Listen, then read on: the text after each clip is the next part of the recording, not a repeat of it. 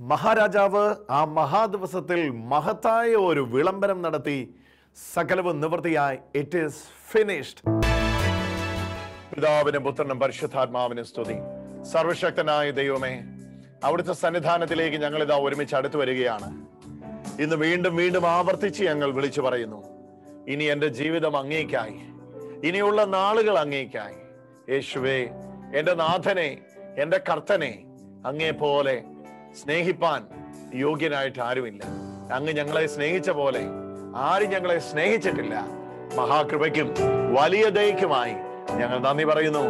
ഒരുമിച്ച് എല്ലാവരെയും സ്പർശിക്കണമേ. പരിശുദ്ധാത്മാവ് കൊണ്ട് എല്ലാവരെയും നിറയ്ക്കണമേ.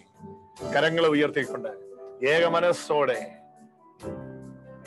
വിളിച്ചപേക്ഷിക്കാം. എല്ലാ നാമത്തിനും മീതെ ഉയർന്ന നാമമിത്, ദൂതന്മാരപ്പകലന്നി വാഴ്ത്തുന്ന നാമമിത്. എല്ലാ നാമത്തിനും മീതെ ഉയർന്ന നാമമിത്, ദൂതന്മാരപ്പകലന്നി വാഴ്ത്തുന്ന നാമമിത്. എല്ലാ നാവും പാടിയിടും, മുഴങ്കാലും മടങ്ങിടുമേ. സർവത്തിൻ യോഗ്യൻ യേശുവേ. എല്ലാ നാവും പാടിയിടും, മുഴങ്കാലും മടങ്ങിടുമേ. സർവത്തിൻ യോഗ്യൻ യേശുവേ. കരമുയർത്തിക്കൊണ്ട് കൃപകളെ ഞാൻ പാടിയിടും, നിൻ സ്നേഹത്തെ ഞാൻ വാഴ്ത്തിയിടും, ചെയ്ത നന്മകൾ ഞാൻ ഓർത്തിടും യേശുവേ. ഉച്ചത്തിൽ നിൻ കൃപകളെ ഞാൻ പാടട്ടെ, നിൻ സ്നേഹത്തെ ഞാൻ വാഴ്ത്തട്ടെ, ചെയ്ത നന്മകൾ ഞാൻ ഓർത്തിടും യേശുവേ. യേശുവേ,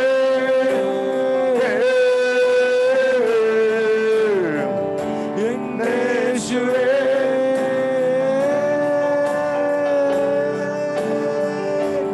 യേശുവേ,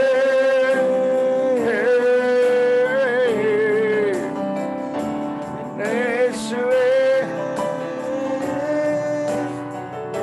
അത്ഭുതമന്ത്രിയവൻ, അത്ഭുതമന്ത്രിയവൻ, വീരനാം ദൈവമവൻ, നിത്യപിതാവുമവൻ, സമാധാനത്തിൻ പ്രഭു. ചേർന്ന് പാടിക്കും. അത്ഭുതമന്ത്രിയവൻ, വീരനാം ദൈവമവൻ, സത്യപിതാവുമവൻ, സമാധാനത്തിൻ പ്രഭു. ഒന്നൂടെ. അത്ഭുതമന്ത്രിയേ, വീരനാം ദൈവമേ, നിത്യപിതാവുമേ, സമാധാനത്തിൻ പ്രഭു.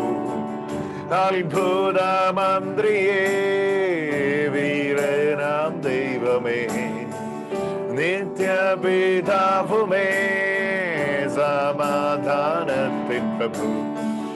അത്ഭുതമന്ത്രിയേ, വീരനാം ദൈവമേ, നിത്യപിതാവുമേ, സമാധാനത്തിൻ പ്രഭു.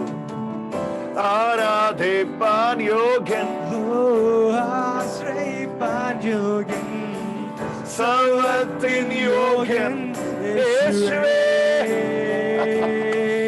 യേശുവേ, ആരാധിപ്പാൻ യോഗ്യൻ, He's worthy to be praised. യോഗ്യൻ, സർവത്തിൻ യോഗ്യൻ യേശുവേ. ആരാധിപ്പാൻ യോഗ്യൻ, ഞാൻ പാടിടും, നിൻ സ്നേഹത്തെ ഞാൻ വാഴ്ത്തിടും, ചെയ്ത നന്മകൾ ഞാൻ ഓർത്തിടും യേശുവേ. നിൻ കൃപകളെ ഞാൻ പാടിടും, നിൻ സ്നേഹത്തെ ഞാൻ വാഴ്ത്തിടും, ചെയ്ത നന്മകൾ ഞാൻ ഓർത്തിടും യേശുവേ. യേശുവേ,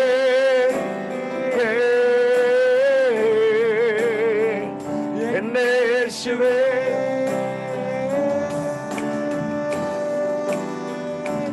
യേശുവേ,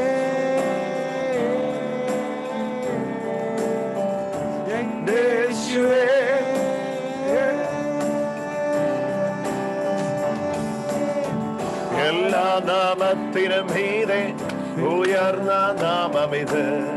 ദൂതന്മാർ പകലന്നെ വാഴ്ത്തുന്ന നാമമിത്. എല്ലാ നാമത്തിനും മീതെ ഉയർന്ന നാമമിത്. ദൂതന്മാർ പകലന്നെ വാഴ്ത്തുന്ന നാമമിത്. എല്ലാ നാമത്തിനും മീതെ ഉയർന്ന നാമമിത്. പാടിക്കേ. ദൂതന്മാർ പകലന്നെ വാഴ്ത്തുന്ന നാമമിത്. എല്ലാ നാമത്തിനും മീതെ ഉയർന്ന നാമമിത്. ദൂതന്മാർ പകലന്നെ എല്ലാ നാമത്തിനും മീതെ ഉയർന്ന നാമമിത്. ദൂതന്മാർ പകലന്നെ വാഴ്ത്തുന്ന നാമമിത്. ഉയർന്ന നാമമിത്. ദൂതന്മാർ പകലന്നെ വാഴ്ത്തുന്ന നാമമിത്. പഠിക്കേ. എല്ലാ നാമത്തിനും മീതെ ഉയർന്ന നാമമിത്. ദൂതന്മാർ പകലന്നെ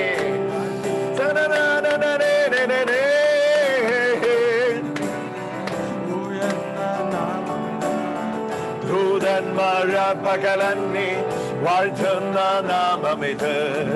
എല്ലാ നാമത്തിനും മീതെ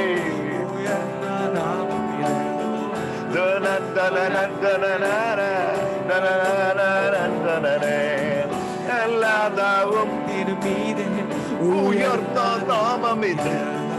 ദൂതന്മാർ പകലന്നെ വാഴ്ത്തുന്ന നാമ. ആ നാമം ഉയരട്ടെ വീടിനകത്ത്. പാടിക്കും. വീട്ടിലുള്ളവരെല്ലാം ഇറങ്ങി വരട്ടെ. ഉറക്കെ പാടിക്കും. ദൂതന്മാർ പകലന്നെ വാഴ്ത്തുന്ന നാമമിത്. എല്ലാ നാമത്തിനും മീതെ നാമമിത്.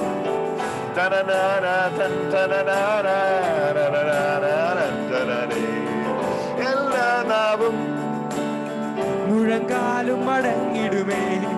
സർവത്തിൻ യോഗ്യൻ യേശുവേ. എല്ലാ നാവും പാടിയിടും. മുഴങ്കാലും മടങ്ങിടുമേ. സർവത്തിൻ യോഗ്യൻ യേശുവേ. നിൻ കൃപകളെ ഞാൻ പാടിടും. നിൻ സ്നേഹത്തെ ഞാൻ വാഴ്ത്തിടും. ചെയ്ത നന്മകൾ ഞാൻ ഓർത്തിടും യേശുവേ. ഓ കൃപകളെ ഞാൻ പാടട്ടെ. നിൻ സ്നേഹത്തെ ഞാൻ ഓർക്കട്ടെ. ചെയ്ത നന്മകൾ ഞാൻ ഓർത്തിടും യേശുവേ.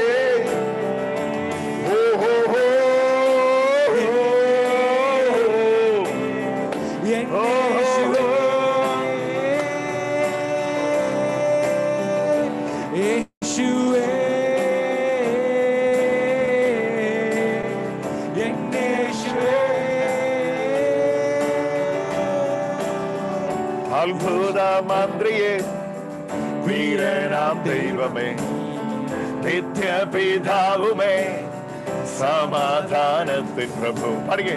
അത്ഭുത മന്ത്രിയെ വീരനാം ദൈവമേ നിത്യപിതാവുമേ സമാധാനത്തിൻ പ്രഭു.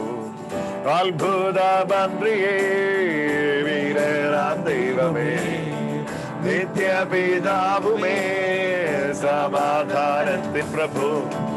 അത്ഭുത മന്ത്രിയെ വീരനാം ദൈവമേ നിത്യപിതാവുമേ സമാധാനത്തിൻ പ്രഭു. അത്ഭുത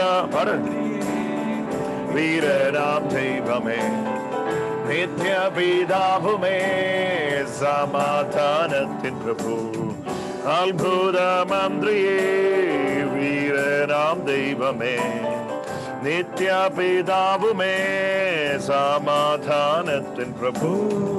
ആരാധിപ്പാൻ യോഗ്യൻ ആശ്രയിപ്പാൻ യോഗ്യൻ സർവത്തിൻ യോഗ്യൻ സർവത്ര യോഗ്യൻ. ആരാധിപ്പാൻ യോഗ്യൻ ആശ്രയിപ്പാൻ യോഗ്യൻ സർവത്തിൻ യോഗ്യൻ സർവത്ര യോഗ്യൻ നീയേ.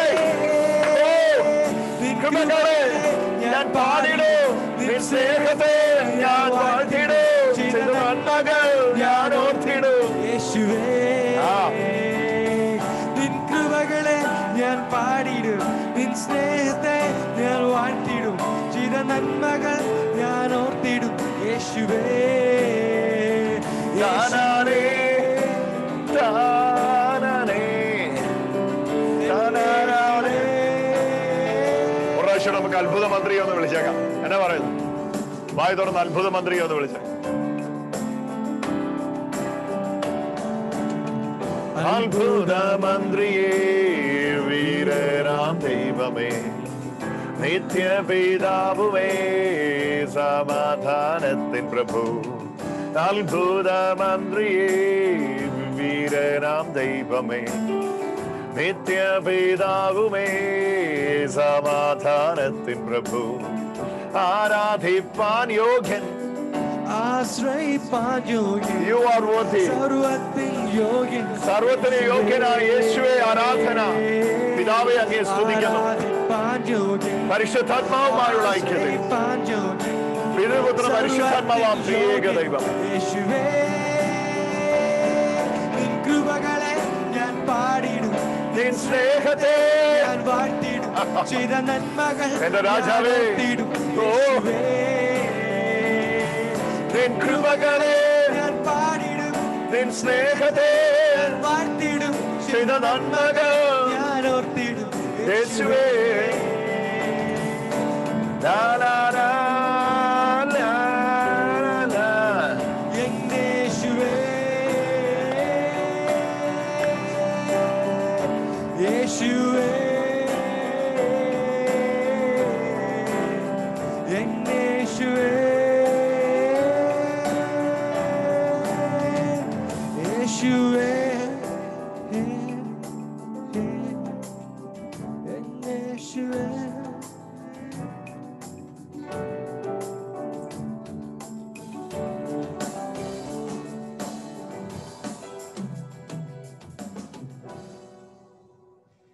Thank you Lord Jesus. Hallelujah. എന്തോ ഒരു പ്രസൻസ് ആയിരുന്നു അല്ലേ?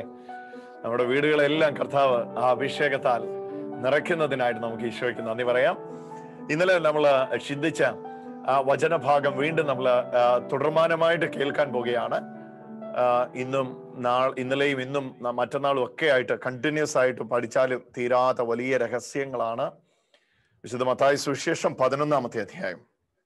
മത്തായി സുവിശേഷം 11-ാമത്തെ അധ്യായത്തിന്റെ 25 മുതൽ 30 വരെയുള്ള വചനങ്ങള് നമ്മളത് കണ്ടിന്യൂസ് ആയിട്ട് കേട്ട് നമ്മുടെ ഹൃദയത്തിൽ വളരെ ശക്തമായി ഉറപ്പിക്കേണ്ടിയ ദൈവത്തിന്റെ വചനമാണ്.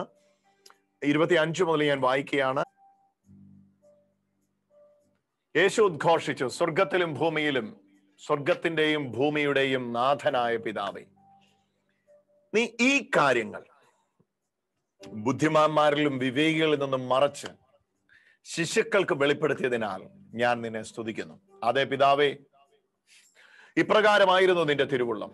സർവവും എന്റെ പിതാവ് എന്നെ ഭരമേൽപ്പിച്ചിരിക്കുന്നു. പിതാവല്ലാതെ മറ്റാരും പുത്രനെ അറിയുന്നില്ല. പുത്രൻ ആർക്ക് വെളിപ്പെടുത്തി കൊടുത്താൻ മനസ്സാകുന്നുവോ അവനല്ലാതെ മറ്റാരും പിതാവിനെ അറിയുന്നില്ല. അധ്വാനിക്കുന്നവരും ഭാരം ചുമക്കുന്നവരുമായ നിങ്ങളെല്ലാവരും എൻ്റെ അടുക്കൽ വരുവീൻ, ഞാൻ നിങ്ങളെ ആശ്വസിപ്പിക്കാം. ഞാൻ ശാന്തശീലനും വിനീതനുമാകിയാൽ എൻ്റെ നുകം വഹിക്കുകയും എന്നിൽ നിന്ന് പഠിക്കുകയും ചെയ്യുവീൻ. അപ്പോൾ നിങ്ങൾക്ക് ആശ്വാസം ലഭിക്കും.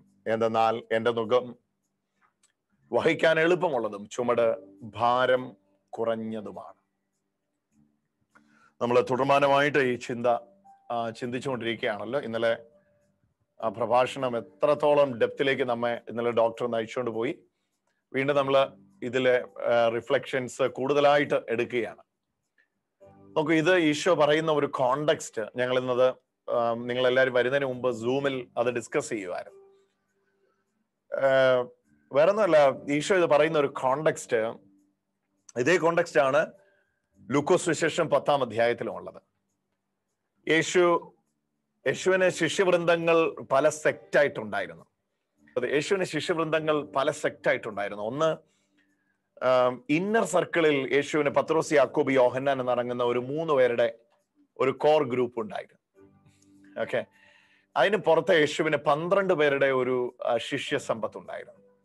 എന്നാൽ അതിൽ നിന്നെല്ലാം വിശാലമായിട്ട് 70 പേരുടെ അല്ലെങ്കിൽ 72 പേരുടെ ഒരു വലിയ സമൂഹം കർത്താവിന്റെ ശുശ്രൂഷകൾക്കുണ്ടായിരുന്നു. പിന്നീടാണ് നമ്മൾ 120 പേരുടെ കൂട്ടത്തെ ഊട്ടുശാലയിൽ, മർക്കോസിന്റെ ഊട്ടുശാലയിൽ ഇരിക്കുന്നവരായി കാണുന്നത്. അപ്പൊ ഈ 72 പേരോട് ബന്ധപ്പെട്ടുള്ള ലൂക്കോസ് സുവിശേഷം 10-ാം അധ്യായം, നിങ്ങളത് ഇതിനോട് പാരലായിട്ട് വായിക്കേണ്ടതാണ്. ലൂക്കോസ് സുവിശേഷം 10-ാമത്തെ അധ്യായം. അത് വേണമെങ്കിൽ ഞാൻ ജസ്റ്റ് ഒന്ന് തുടങ്ങാം. ഇതാണ് അതിന്റെ കോണ്ടെക്സ്റ്റ്. അത് മനസ്സിലാക്കിയിട്ട് നമ്മൾ ഈ ഭാഗം ഗ്രഹിച്ചാലേ അനന്തരം കർത്താവ് വേറെ 72 പേരെ തെരഞ്ഞെടുത്തു. ലൂക്കോസ് സുവിശേഷം 10-ാം അധ്യായത്തിന് 1-ാമത്തെ വചനം. അനന്തരം കർത്താവ് വേറെ 72 പേരെ, 12 പേരെ 10-ാം അധ്യായത്തിൽ തെരഞ്ഞെടുത്തു. മത്തായി സുവിശേഷം 12-ാം അധ്യായത്തിലും ഒക്കെ നമ്മൾ കാണുന്നത്, 11-ാം അധ്യായത്തിൽ നമ്മൾ കാണുന്ന മത്തായി സുവിശേഷം 11-ാം അധ്യായത്തിൽ നമ്മൾ കാണുന്നത് കർത്താവ് 12 പേരെ തെരഞ്ഞെടുത്ത് അവരുടെ പേരൊക്കെ പറയുക. ലൂക്കോസ് സുവിശേഷത്തിലും നമ്മൾ 9-ാം അധ്യായത്തിൽ അത് കാണുന്നുണ്ട്. എന്നാൽ ഈ 10-ാം അധ്യായം ലൂക്കോസ് സുവിശേഷത്തിൽ കർത്താവ് വേറെ ഒരു 72 പേരെ തെരഞ്ഞെടുക്കുകയാണ്. താൻ പോകാനിരിക്കുന്ന പട്ടണങ്ങളിലേക്ക്, നാട്ടുപുറങ്ങളിലേക്ക് ഈരണ്ടായിട്ട് തനിക്ക് മുമ്പേ അവരെ അയക്കുകയാണ്. അവരോട് ഭൂതങ്ങളെ പുറത്താക്കാനൊക്കെ പറയുന്നു. അങ്ങനെ ഈ 72 പേര് പോയി അവരുടെ കയ്യാൽ ഭൂതങ്ങൾ പുറത്തായി. നിങ്ങൾക്ക് വായിക്കാൻ താല്പര്യമുണ്ടെങ്കിൽ ഞാൻ ആ റെഫറൻസ് പറയാം. ലൂക്കോസ് സുവിശേഷം 10-ാം അധ്യായത്തിന്റെ കർത്താവ് അവരെ നിയോഗിച്ചയക്കുകയാണ്. കർത്താവ് അവരെ നിയോഗിച്ചയച്ചിട്ട് അവർ മടങ്ങി വരികയാണ്. 17 മുതലുള്ള വാക്യം നോക്കി. ആ 72 പേർ സന്തോഷത്തോടെ മടങ്ങി വന്നു. കർത്താവേ, നിന്റെ നാമത്തിൽ പിശാചുക്കൾ പോലും ഞങ്ങൾക്ക് കീഴടങ്ങുന്നു. അപ്പൊ ഇതാണ് ഇതിന്റെ കോണ്ടെക്സ്റ്റ്. അതായത് 72 പേരെ, അവരുടെ ആരുടെയും പേര് പോലും ബൈബിൾ രേഖപ്പെടുത്തിയിട്ടില്ല. 12 ശിഷ്യന്മാരുടെ പേര് നമ്മൾ പലർക്കും അറിയായിരിക്കും, ക്രമമായിട്ട് പറയാനും ചിലർക്ക് അറിയായിരിക്കും. പക്ഷെ ഈ 72 ശിഷ്യന്മാരുടെ പേര് പോലും ബൈബിളിൽ രേഖപ്പെടുത്തിയിട്ടില്ല. ഈ 72 ശിഷ്യന്മാരെ കർത്താവ് തനിക്ക് മുമ്പേ ഉള്ള പട്ടണങ്ങളിലേക്ക് ഫോറിനേഴ്സ് ആയിട്ട് അയച്ചു. അവരുടെ കയ്യാൽ വലിയ അത്ഭുതങ്ങൾ നടന്നു. അങ്ങനെ നമ്മൾ അവിടെ വായിക്കുന്നത്. 72 പേർ സന്തോഷത്തോടെ മടങ്ങി വന്നു. 17-ാമത്തെ വാക്യം, ലൂക്കോസ് സുവിശേഷം 10:17. 72 പേർ സന്തോഷത്തോടെ മടങ്ങി വന്നു. കർത്താവേ, നിന്റെ നാമത്തിൽ പിശാചുക്കൾ പോലും ഞങ്ങൾക്ക് കീഴടങ്ങുന്നു. അവൻ പറഞ്ഞു, സാത്താൻ സ്വർഗത്തിൽ നിന്ന് ഇടിമിന്നൽ പോലെ നിപതിക്കുന്നു ഞാൻ കണ്ടു. ഇതാ പാമ്പുകളുടെയും തേളുകളെയും ശത്രുവിന്റെ, നമുക്കറിയാം വാക്യം. ഓക്കെ, എന്നിട്ട് ഇനി താഴേക്ക് വായിക്കുമ്പോൾ 21-ാമത്തെ വചനം, ഇതാണ് നമ്മൾ മത്തായി സുവിശേഷത്തിൽ വായിക്കുന്നത്. ആ സമയം തന്നെ പരിശുദ്ധാത്മാവിൽ ആനന്ദിച്ച് അവൻ പറഞ്ഞു, യേശു പറഞ്ഞു, സ്വർഗത്തിനും ഭൂമിക്കും നാഥനായ പിതാവേ, ഞാൻ അവിടുത്തെ ഞാൻ സ്തുതിക്കുന്നു. എന്തെന്നാൽ അങ്ങ് ഇവ, നോക്കൂ, അങ്ങ് ഇവ, അവിടെയാണ് നമ്മളിന്ന് ഫോക്കസ് ചെയ്യാൻ പോകുന്നത്. അങ്ങ് ഇവ ജ്ഞാനികൾക്കും ബുദ്ധിമാന്മാരിൽ നിന്നും മറച്ചു വെക്കുകയും ശിശുക്കൾക്ക് വെളിപ്പെടുത്തുകയും ചെയ്തു. അതേ പിതാവേ, അത് അവിടത്തേക്ക് ഇഷ്ടമായിരുന്നു. ഓക്കെ, എന്നിട്ട് നമ്മൾ മത്തായി സുവിശേഷത്തിലെ അതേ ഭാഗം 22-ാമത്തെ വാക്യത്തിൽ കാണുക. എല്ലാ കാര്യങ്ങളും പിതാവ് എന്നെ ഭരമേൽപ്പിച്ചിരിക്കുന്നു. സെയിം തിങ് നമ്മൾ മത്തായി സുവിശേഷത്തിൽ വായിക്കുന്നത് 22-ാമത്തെ വാക്യത്തിൽ.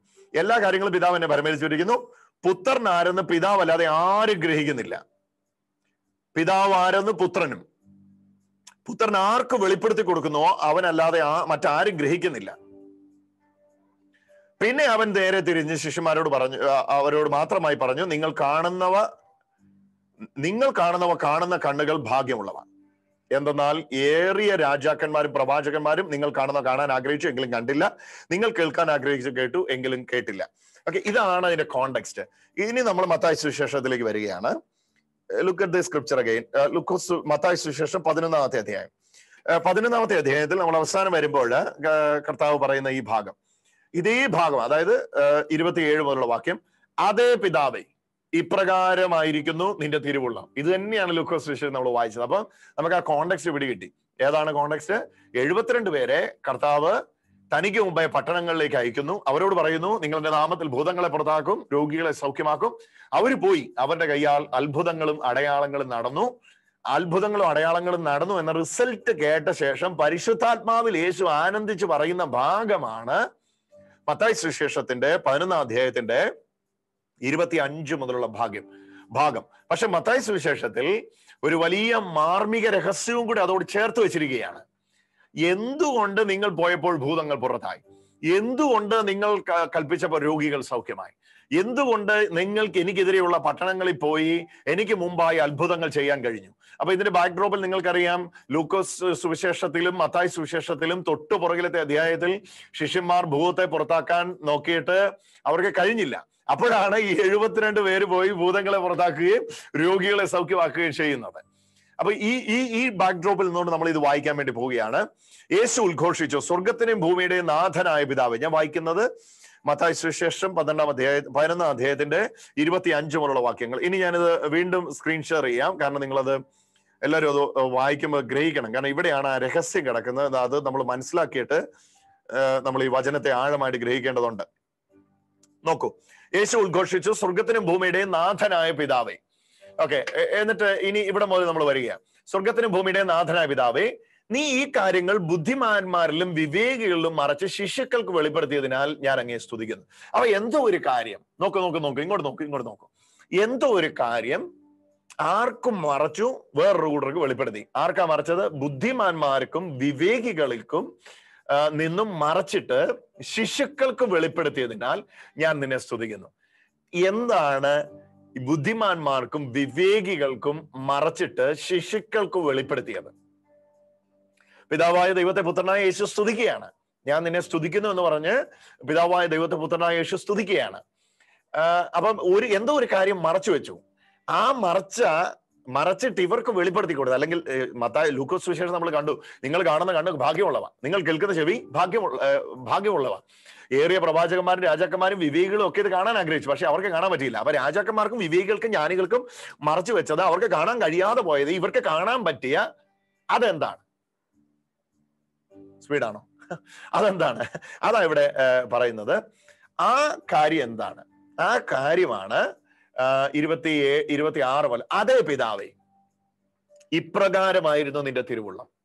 ഓക്കെ, അപ്പൊ ആ കാര്യം റിവീൽ ചെയ്യുകയാണ്. ഇപ്രകാരമായിരുന്നു നിന്റെ തിരുവുള്ളം. ഓക്കെ, സർവവും എന്റെ പിതാവ് എന്നെ ഏൽപ്പിച്ചിരിക്കുന്നു. പിതാവ് അല്ലാതെ മറ്റാരും പുത്രനെ അറിയുന്നില്ല.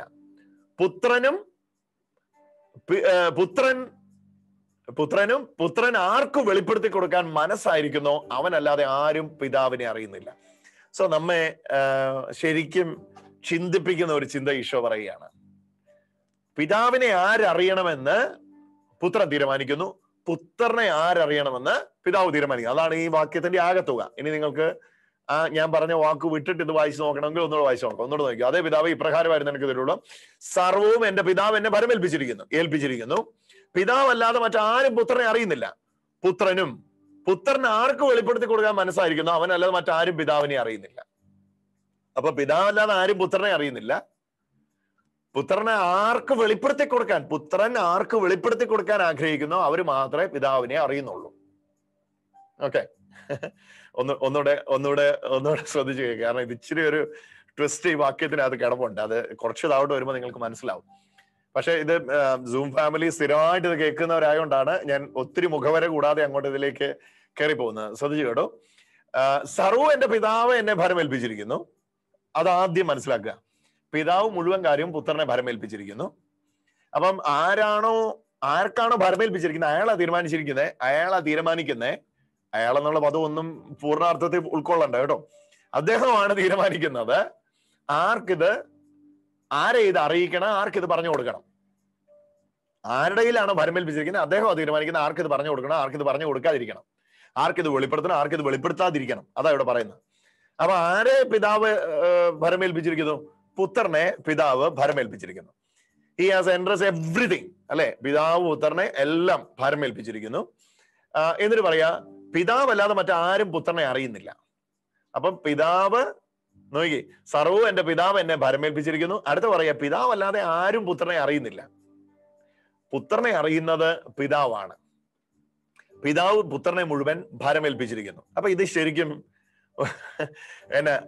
ഇങ്ങനെ ലോക്കായി കിടക്കുകയാണ്. അപ്പൊ ഒരാൾ പുത്രനെ അറിയണമെങ്കിൽ പിതാവിനെ അറിയണം, പിതാവിനെ അറിയണമെങ്കിൽ പുത്രൻ പിതാവിനെ അറിയിക്കണം.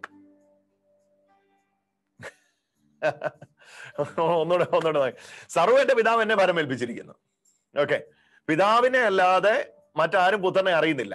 എല്ലാം ഭരമേൽപ്പിച്ചിരിക്കുന്ന പുത്രൻ. അതാണ് നമ്മൾ ആദ്യമേ കാണുന്ന ചിത്രം. രണ്ടാമത്, പിതാവ് അല്ലാതെ മറ്റാരും പുത്രനെ അറിയുന്നില്ല, പുത്രനെ അറിയുന്ന പിതാവ്. അതാണ് രണ്ടാമത്തെ ചിത്രം. ഒന്നാമത്തേത്, എല്ലാം പിതാവ് ഭരമേൽപ്പിച്ചിരിക്കുന്ന പുത്രൻ. ആദ്യത്തെ പേരിൽ മടക്ക്.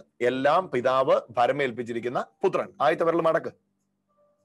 ബ്ലെസ്സിങ് മടക്കുന്നില്ല. ഓക്കെ. എല്ലാം പിതാവിനെ, എല്ലാം പുത്രനെ ഭരമേൽപ്പിച്ചിരിക്കുന്ന പിതാവ്. ആദ്യത്തെ വിരൽ മടക്കിയല്ലോ. രണ്ടാമത്, പിതാവല്ലാതെ മറ്റാരും പുത്രനെ അറിയുന്നില്ല. രണ്ടാമത്തെ വിരൽ മടക്ക്. പിതാവല്ലാതെ പുത്രനെ ആരും അറിയുന്നില്ല. അത്രയും കിട്ടിയല്ലോ. ഓക്കെ. ഇനി മൂന്നാമത്തെ പറയാ, പുത്രൻ ആർക്ക് വെളിപ്പെടുത്തി കൊടുക്കാൻ മനസ്സായിരിക്കുന്നു അവനല്ലാതെ മറ്റാരും പിതാവിനെ അറിയുന്നില്ല. ഈ മൂന്ന് കാര്യം ആദ്യം ഗ്രഹിച്ചല്ലോ.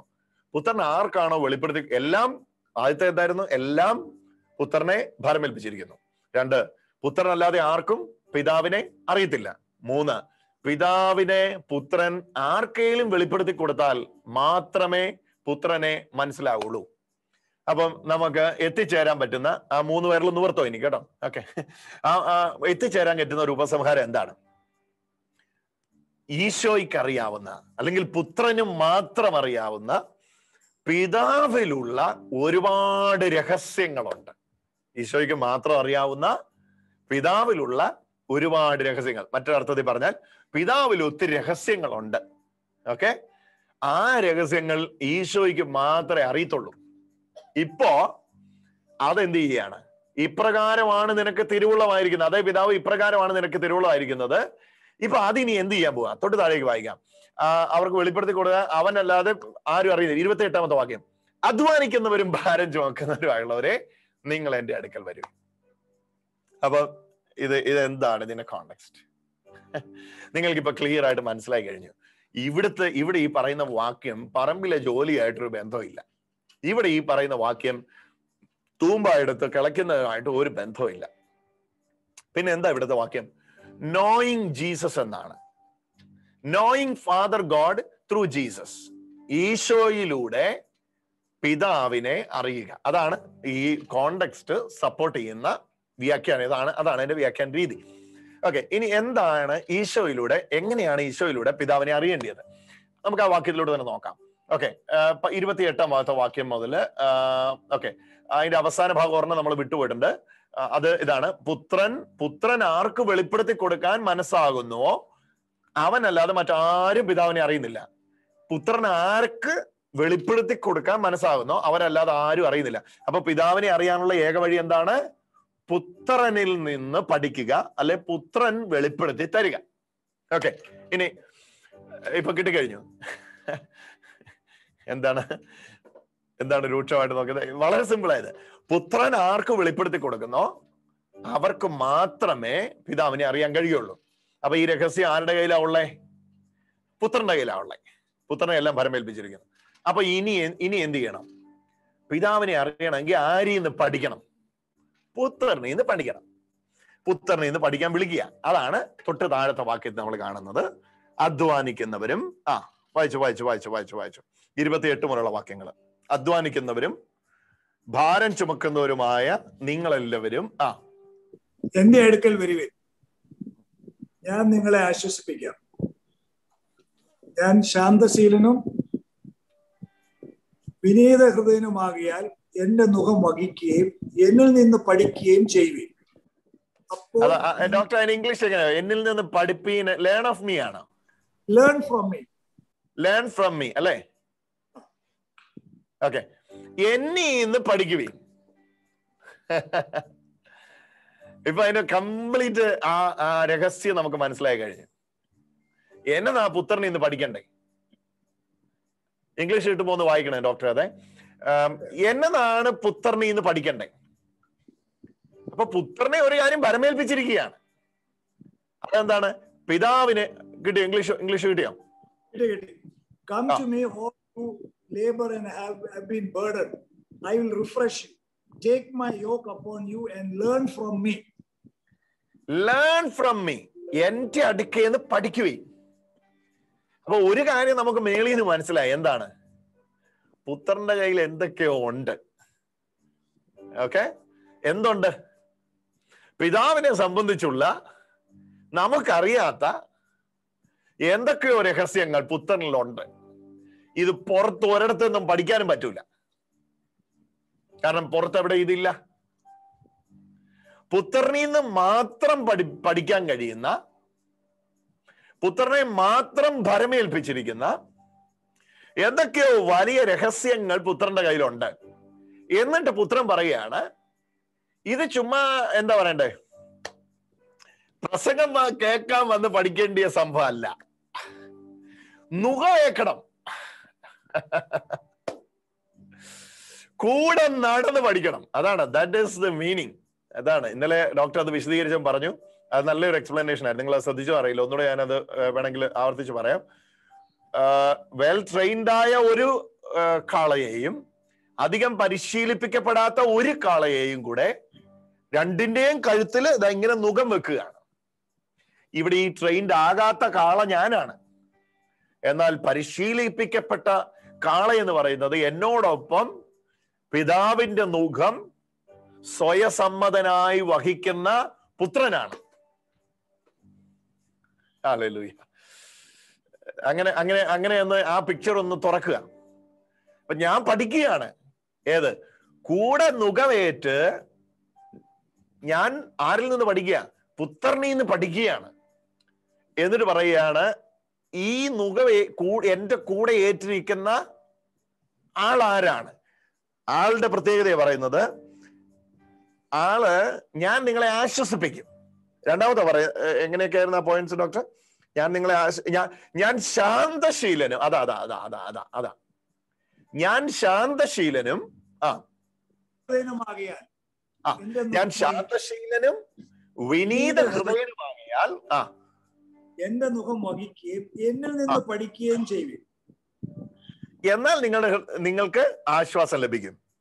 എന്തെന്നാൽ എന്റെ മുഖം വഹിപ്പാൻ എളുപ്പമുള്ളതും ചുമട് ഭാരം കുറഞ്ഞതുമാകുന്നു. നുകത്തിന്റെ പുറകിലാണ് ചുമട് വരുന്നത്.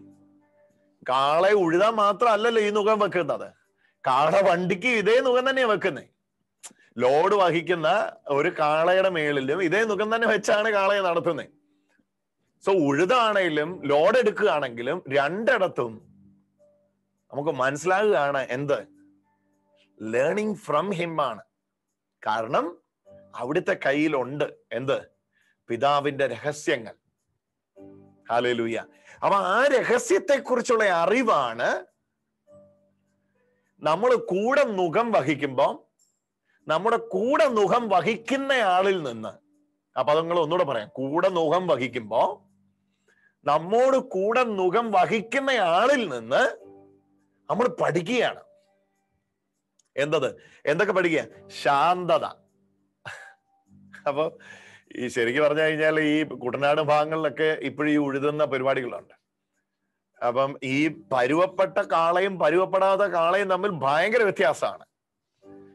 ഈ പരുവപ്പെട്ട കാളയെ ശരിക്കും പരിശീലിപ്പിക്കാൻ ഈ പരുവപ്പെടാത്ത കാളയുടെ കൂടെയാണ് വിടുന്നത്. മറ്റൊരർത്ഥത്തിൽ പറഞ്ഞ ഈ ട്രെയിൻഡ് കാളയാണ് ട്രെയിൻഡ് അല്ലാത്തതിനെ ട്രെയിൻ ചെയ്യുന്നത്. ഇവിടെ നമ്മെ പോലെ നടന്ന് കാണിച്ച്, നമ്മെ പോലെ ജീവിച്ച് കാണിച്ച്, മക്കൾ ജഡരക്തങ്ങളോട് കൂടിയവരാകൊണ്ട് അവനും ജഡരക്തങ്ങളോട് കൂടിയവനായി ലീവ് ലൈക്ക് അസ്, നമ്മെ പോലെ ജീവിച്ച്, നമ്മെ പോലെ നടന്ന്, നമ്മെ പോലെ ജീവിച്ചിട്ട് ഇപ്പം നമ്മോട് പറയാ, വാ എന്റെ കൂടെ നീ ഒന്ന് ശീലിക്കത്. ഞാൻ എങ്ങനെയാണ് എന്നെ എതിർത്ത ശത്രുക്കളോട് റിയാക്ട് ചെയ്തതെന്ന് നീ ഒന്ന് പഠിക്കുക. അപ്പൊ നിനക്ക് ആശ്വാസം കിട്ടും. അതാ അവിടെ നമ്മൾ വായിക്കുന്നത്. എന്നാൽ ഒന്നുകൂടെ വായിക്കാം. ഞാൻ നിങ്ങളെ ആശ്വസിപ്പിക്കാം, ഞാൻ ശാന്തശീലനും വിനീത ഹൃദയനുമാകയാൽ.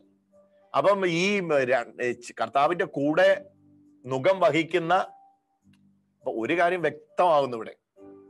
ഈശോ ഭൂമിയിൽ വന്നപ്പോ കെട്ടഴിച്ചു വിട്ട ഒരു പട്ടം പോലെ പറന്നു നടക്കുകയല്ലായിരുന്നു. മനസ്സിലായല്ലോ? തന്റെ സ്വയ ഇച്ഛയും തന്റെ സ്വയ ആഗ്രഹങ്ങളും മുഴുവൻ ഉള്ളപ്പോഴും he was controlled by the father. പിതാവിനാൽ നിയന്ത്രിക്കപ്പെട്ട് നയിക്കപ്പെട്ടുമാണ് ചലിച്ചത്. നമ്മൾ യോഹന്നാൻ സുവിശേഷം എന്റെ കൂടെ പഠിക്കുന്നവരും ഈ സൂം ലൈവ് പങ്കെടുക്കുന്നുണ്ട്. നിങ്ങൾക്കറിയാം, അവിടെ ദേവാലയത്തിൽ കൂടാരത്തിരുന്നാളിന് ഇപ്പം നീ പൊക്കോ, ഇപ്പൊ നീ പോ, നിനക്കിത് പ്രസിദ്ധനാകാൻ നല്ല അവസരമാണെന്ന് പറഞ്ഞപ്പോ സഹോദരന്മാര് പബ്ലിസിറ്റി സ്റ്റണ്ടിന് ഈഗോ ഉള്ളിൽ ക്രിയേറ്റ് ചെയ്തപ്പോഴും അതിന് വിധേയനായില്ല. അവര് പറഞ്ഞ സമയത്ത് ഈശോ കൂടാരത്തിരുന്നാളിന് പോയില്ല. പരസ്യമാകാൻ ചെല്ലാൻ പറഞ്ഞപ്പോ ഈശോ കൂടാരത്തിരുന്നാളിന് പോയത് രഹസ്യമായിട്ടാണ്. നീ ചെയ്യുന്ന അത്ഭുതങ്ങൾ 10 പേര് കാണുക ചെയ്യാൻ പറഞ്ഞപ്പോ ഈശോ പോയതും ചെന്നതും വന്നതും എല്ലാം രഹസ്യമായിട്ടാണ്. സോ അവിടെയാണ് നമ്മൾ അറിയുന്നത് നാട്ടാര് പറയുന്ന അനുസരിച്ചും വീട്ടുകാർ പറയുന്ന അനുസരിച്ചും. കാനായിലെ കല്യാണ നാളിൽ സാക്ഷാൽ പരിശുദ്ധ അമ്മ തന്നെയാണ് പറഞ്ഞത്, മോനെ ഇവർക്ക് വീഞ്ഞില്ല. പക്ഷെ കർത്താവോട് പറയുന്ന വാക്ക് നിങ്ങൾക്ക് ഓർമ്മയുണ്ട്, എന്റെ നാഴിക ഇതുവരെ വന്നിട്ടില്ല. മൈ ടൈം, മൈ അവർ, അല്ലെ, എന്റെ നാഴിക ഇതുവരെ വന്നിട്ടില്ല. ആ സമയത്തല്ലാതെ എനിക്ക് പ്രവർത്തിക്കാൻ കഴിയുകയില്ല. പിതാവ് പ്രവർത്തിക്കുന്നു. ദേവാലയം അടിച്ച് ശുദ്ധിയാക്കി. നാട്ടുകാർ പിടിക്കാൻ വന്നു, വീട്ടുകാർ പിടിക്കാൻ വന്നു. അപ്പൊ പിടിക്കാൻ വരുമ്പോ കർത്താവ് പറയുന്ന ഒറ്റ വാക്ക് നിങ്ങൾക്ക് ഓർമ്മയുണ്ട്, എന്റെ പിതാവ് നിശ്ചയിച്ചിട്ടല്ലാതെ, അല്ലെങ്കിൽ എന്റെ പിതാവ് പ്രവർത്തിക്കുന്നു, ഞാനും പ്രവർത്തിക്കുന്നു.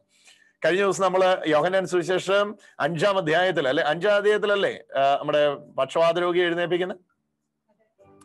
പക്ഷവാത രോഗി എഴുന്നേൽപ്പിച്ചപ്പോഴ് അവിടെ ശാബത്ത് ലംഘിച്ചു എന്ന് പറഞ്ഞ് പ്രശ്നം ഉണ്ടാക്കിയപ്പോ ഈശോ പറഞ്ഞ വളരെ പ്രധാനപ്പെട്ട പദം, ഞാനിപ്പോ ചിലപ്പോ അത് പറഞ്ഞ ക്വസ്റ്റ്യൻ ആൻസർ ആയി പോകും.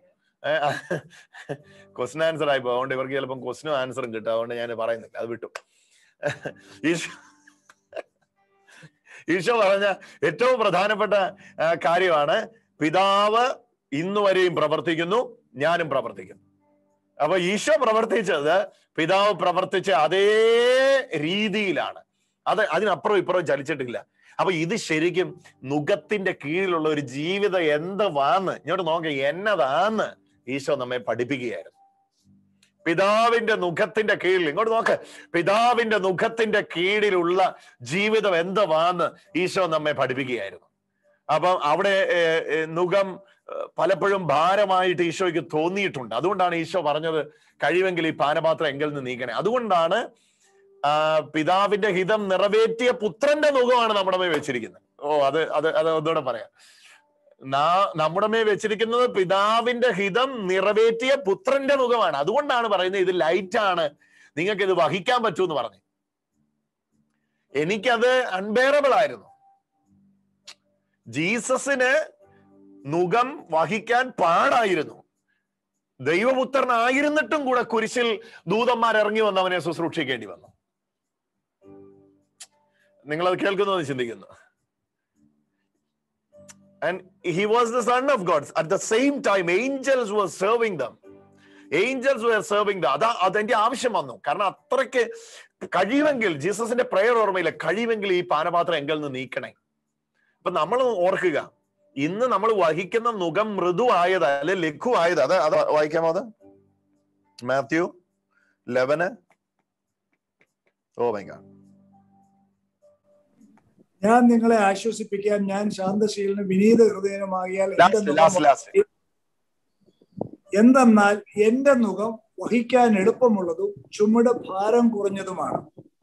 നോക്ക്, ഈശോ വഹിച്ച പിതാവിന്റെ നുകം ഇതല്ല, ഭാരമുള്ളതും ചുമക്കാൻ പാടുള്ളതും കട്ടിയായതുമായിരുന്നു. പക്ഷേ ലേൺ ഫ്രം മീ, എന്റെ പഠിക്കുക. Today the yoke is light because Jesus, the Son of God, was fulfilled the demand of the Father. ചിലപ്പോൾ ഡോക്ടർ നല്ലതായിട്ട് പറയുകയായിരിക്കും. Because Jesus has done the heavy lifting, now that the yoke is become easy and light, so that we can bear when we yoke with him. ഒന്നുകൂടെ പറ. അതാ. Because Jesus has lifted the heavy weight on the cross, and after resurrection the weight has become easy and light. Now when you yoke to him, our burden becomes easy and light when you yoke to him. യേശു നുകം വഹിച്ചത് കൊണ്ടാണ് എന്റെ നുകം. അതിങ്ങനെ ഒരു picture വേണമെങ്കിൽ പറഞ്ഞാൽ ശരിയാവും നോക്ക് ഡോക്ടറെ. അതായത് ഇങ്ങനെ, ഐ മീൻ എലാബറേറ്റ് ചെയ്ത് നോക്കിയ, അതായത് ഈ നുകത്തിന്റെ ഭാരം മുഴുവൻ ഇരിക്കുന്നത് ഈശോയുടെ തോളിലാണ്. അതിന്റെ സൈഡ് മാത്രമേ എന്റെ മേളിൽ വരുന്നുള്ളൂ. ദ മെയിൻ വെയിറ്റ് ബെയർ ചെയ്യുന്നത് കയറി നിന്നാണ്. അത് കറക്റ്റ് പറഞ്ഞു കഴിഞ്ഞാല് അതിന്റെ തത്വം ഞാനിത് ഇങ്ങനെ നോക്കിയതാണ്. പ്രത്യേകിച്ച് നിങ്ങൾ തേനി കമ്പം റൂട്ടിലൊക്കെ പോയിട്ടുണ്ടെങ്കിൽ ഇപ്പൊ ഏറ്റവും കൂടുതൽ അവിടെയാണ് കാണാൻ പറ്റുന്നത്. അപ്പൊ ഇതിനൊത്തിരി സംഭവമുണ്ട്. ഇതിന്റെ കാളയുടെ അടുത്ത് പോയി ഈ സംഭവം കാളശാസ്ത്രം അല്ല കേട്ടോ. ഇതെന്നാ അറിയോ?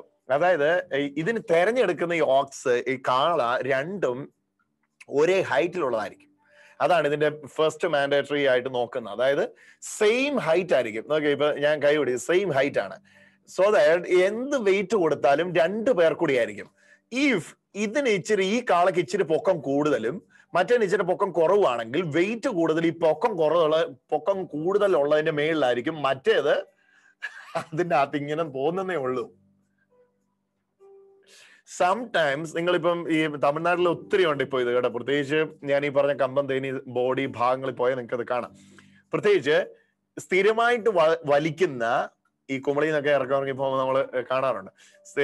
എന്റെ കയ്യിൽ കുറെ പിക്ചേഴ്സ് ഉണ്ട്. ഞാൻ ഷെയർ ചെയ്യണ്ട, സമയമെടുക്കും. ഓക്കെ, അപ്പം സ്ഥിരമായിട്ട് വലിക്കുന്ന ഈ വലത്തെ കാള, ഈ റൈറ്റ് സൈഡിലുള്ള കാള ഏതെങ്കിലും ദിവസം കിടന്നുപോയോ, അല്ലെ കുളമ്പ് രോഗമോ എന്തെങ്കിലും രോഗം വന്ന് ചത്തുപോയിന്നിരിക്കട്ടെ, മരിച്ചുപോയിന്നോ, നിബന്ധനായിരുന്നോ, നിര്യാതനായിരുന്നോ, എന്തും ആയിക്കോട്ടെ. ഇനിയിപ്പോ മൃഗസ്നേഹികളായി ചത്തുപോയെന്ന് ബ്രദർ പറഞ്ഞ് ശരിയായില്ലെന്നും പറഞ്ഞ് എന്റെ പറയാൻ വന്നേക്കരുത്. ആ ദിബംഗതനായിന്നിരിക്കട്ടെ.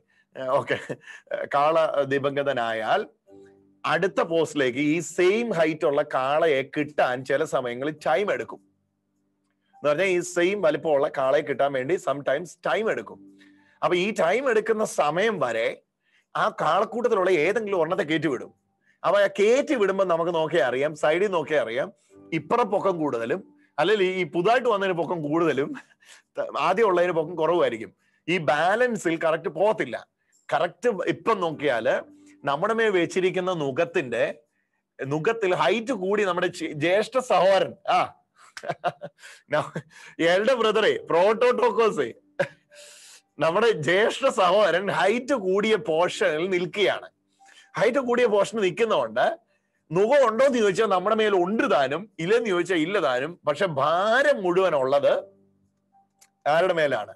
ഈശോയുടെ നുഖത്തിന്റെ മേളിലാണ്, ഈശോയുടെ തോളിലാണ്, ഈശോയുടെ കഴുത്തിലാണ് ഭാരം മുഴുവൻ ഉള്ളത്. ഞാൻ അതിന്റെ കീഴിലാണ്. അത് ഡിസിപ്ലിൻ ആണ്. അത് ഭാരം എടുക്കാൻ വേണ്ടിയല്ല, ബട്ട് അതെങ്ങനെയാ പറയണ്ടേ, അതൊരു ഡിസിപ്ലിൻ ആണ്. എന്നെ അതിന്റെ കീഴിൽ നിർത്തിയിരിക്കുന്നത് എന്നാത്തിനാന്ന് ചോദിച്ചാൽ ഞാൻ ഫോർ ദി ട്രെയിനിങ് ആണ്. അതാ കറക്റ്റ് വാക്ക്. ട്രെയിനിങ്, ഡിസിപ്ലിൻ അല്ല, ട്രെയിനിങ് ആണ്. ദാറ്റ്സ് ഫോർ ദി ട്രെയിനിങ് ആണ്. അപ്പം വെയിറ്റ് മുഴുവൻ അവിടെ. അതുകൊണ്ടാണ് ഈശോ എടുത്തു പറയുന്നത് 11-ാമത്തെ അധ്യായം അവസാനത്തെ വാക്യം ഞാൻ എടുത്തു വരുന്നു. ഒരു മിനിറ്റ്. എന്തെന്നാൽ എന്റെ മുഖം വഹിക്കാൻ എളുപ്പമുള്ളതും ചുമട് ഭാരം കുറഞ്ഞതുമാണ്. അപ്പം 3 അർത്ഥത്തിൽ ഇതിനെ മനസ്സിലാക്കാം. ഒന്ന്, ഈ നുഖമേ തന്നെ യേശുവിന്റെയാണ്. യോക്ക് ഇറ്റ്സെൽഫ്, അത് ദാറ്റ് ബിലോങ്സ് ടു ജീസസ്. അത് യേശുവിന്റെ, he is the owner of that yoke. Okay, ഇനി രണ്ടാമത്തെ അർത്ഥം ശ്രദ്ധിക്കുക. നമ്മുടെ കൂടെ ഈ യോക്ക് സ്വീകരിച്ചിരിക്കുന്ന ആളെ യേശുവാണ്. മൂന്നാമത്തെ അർത്ഥം ശ്രദ്ധിക്കുക. ഈ യോക്കിന്റെ ഈ വെയിറ്റ് ഉള്ള ഭാഗം ഈശോയുടെ തോളിലായിരുന്നു. ഈശോ അത് ചുമന്നതുകൊണ്ടാണ് എനിക്കിന്ന് വേറെ എന്താ അതിന് നല്ല മലയാളം? ചുമന്നതെന്നുള്ളതിന് റെഡ് എന്നുള്ള മീനിങ് എടുക്കല്ലേ, വേറെ നല്ല എക്സാക്ട്ലി വഹിച്ചത് കൊണ്ട് ഇപ്പൊ എന്റെ ഭാരം അത് ലൈറ്റ് ആയിരിക്കുകയാണ്. ഇന്ന് നമ്മുടെ ജീവിതത്തിലുള്ള ഓരോ സാഹചര്യം, അങ്ങനെ തന്നെ പറയാം, ഓരോ സാഹചര്യങ്ങളിലും നമ്മൾ ഇന്ന് മനസ്സിലാക്കേണ്ട ഏറ്റവും each and every circumstances we go through നമ്മൾ മനസ്സിലാക്കേണ്ടത് ശരിയാണ്. പക്ഷെ അവിടെ വെയിറ്റ് കുറഞ്ഞിരിക്കുകയാണ്, അല്ലെങ്കിൽ ശരിക്കുള്ള വെയിറ്റ് അതിനില്ല. അതുകൊണ്ട് ഈസി ആയിട്ട് യു ക്യാൻ ഗോ ത്രൂ, അതിലകത്തൂടെ പോകാൻ പറ്റും. നിങ്ങൾ വഴി തളരത്തില്ല.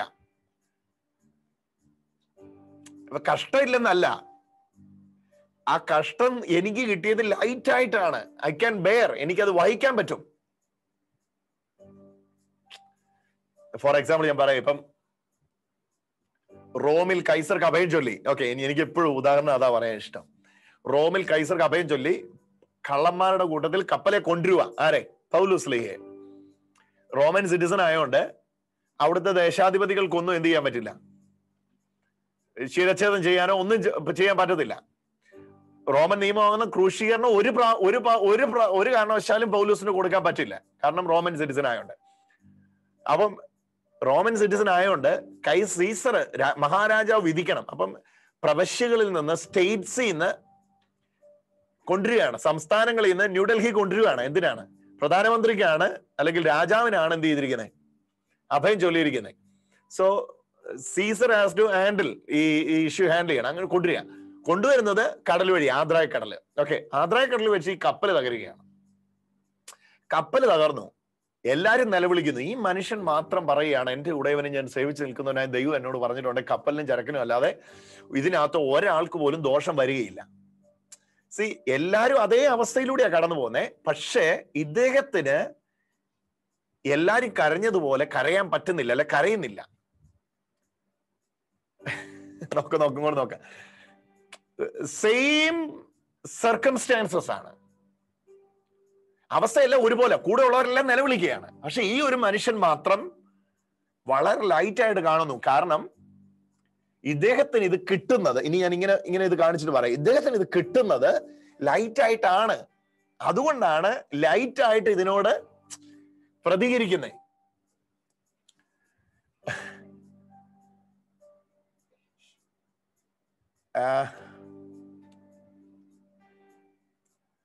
എല്ലാരും നെഞ്ചത്തടിക്കുന്ന പോലെ നീ എന്നെ നെഞ്ചത്തടിക്കാതെ, നിങ്ങളുടെ മേൽ ആ വെയിറ്റ് വരുന്ന പോലെ എന്റെ മേൽ ആ വെയിറ്റ് വരുന്നില്ല. അതാണ് ട്രൂ.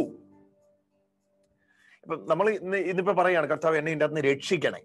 ഓക്കെ, ഓഫ് കോഴ്സ് ദൈവം രക്ഷിച്ച കഥകള് അല്ലെങ്കിൽ ജീവിതം സത്യങ്ങള് നമുക്ക് ഒരുപാട്. നിഷ കമന്റ് ബോക്സിൽ എഴുതുന്നു, God it. Thank you Nisha. I M struggling. ഞാനിതൊന്ന് നിങ്ങൾക്ക് പറഞ്ഞ് മനസ്സിലാക്കിക്കാൻ വേണ്ടി സ്ട്രഗിൾ ചെയ്യാൻ. ഓക്കെ, പൗലോസ് പറയുന്നത് പ്രസവവേദനപ്പെടുന്ന. അപ്പം അത്രയൊന്നും ഇല്ല കേട്ടോ എനിക്ക്. ഇത് മനസ്സിലായില്ല, ഞാൻ പിന്നെ ഇങ്ങനെ പറഞ്ഞുകൊണ്ടിരിക്കും. പക്ഷെ അത്രയുള്ള ബേർഡൻ ഒന്നും അല്ല എനിക്ക്. അവർക്കത് ഭയങ്കര വെയിറ്റ് ആണ്. അവർ പറയുന്നു, അയ്യോ ഇത് പറ്റുന്നില്ലേ, എന്റെ ദൈവമേ ഞാൻ തീർന്നു പോകുന്ന തോന്നുന്നേ, എന്റെ ബ്രദറെ തളർന്നു, തീർന്നു, അയ്യോ എന്റെ ദൈവമേ വയ്യേ, അയ്യോ ഇവനെയും കൊണ്ട് മടുത്തേ, ഇവളെയും കൊണ്ട് മടുത്തേ, ആ ജോലിയും കൊണ്ട് മടുത്തേ.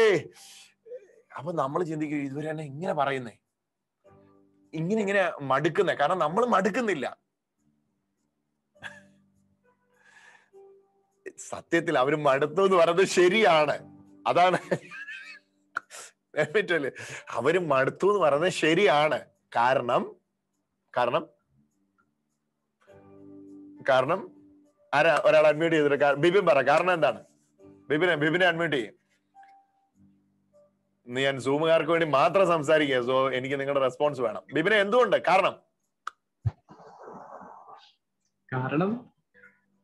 നമുക്കത് ഓവർകം ചെയ്യാൻ പറ്റും. കാരണം അവർക്കത് ഭാരമാണ്. കാരണം അവർക്ക് അതിന്റെ ഫുൾ വെയിറ്റ് കിട്ടിയിരിക്കുന്നു. നമുക്കത് ഭാരമല്ല. കാരണം we believe in the finished work of Jesus.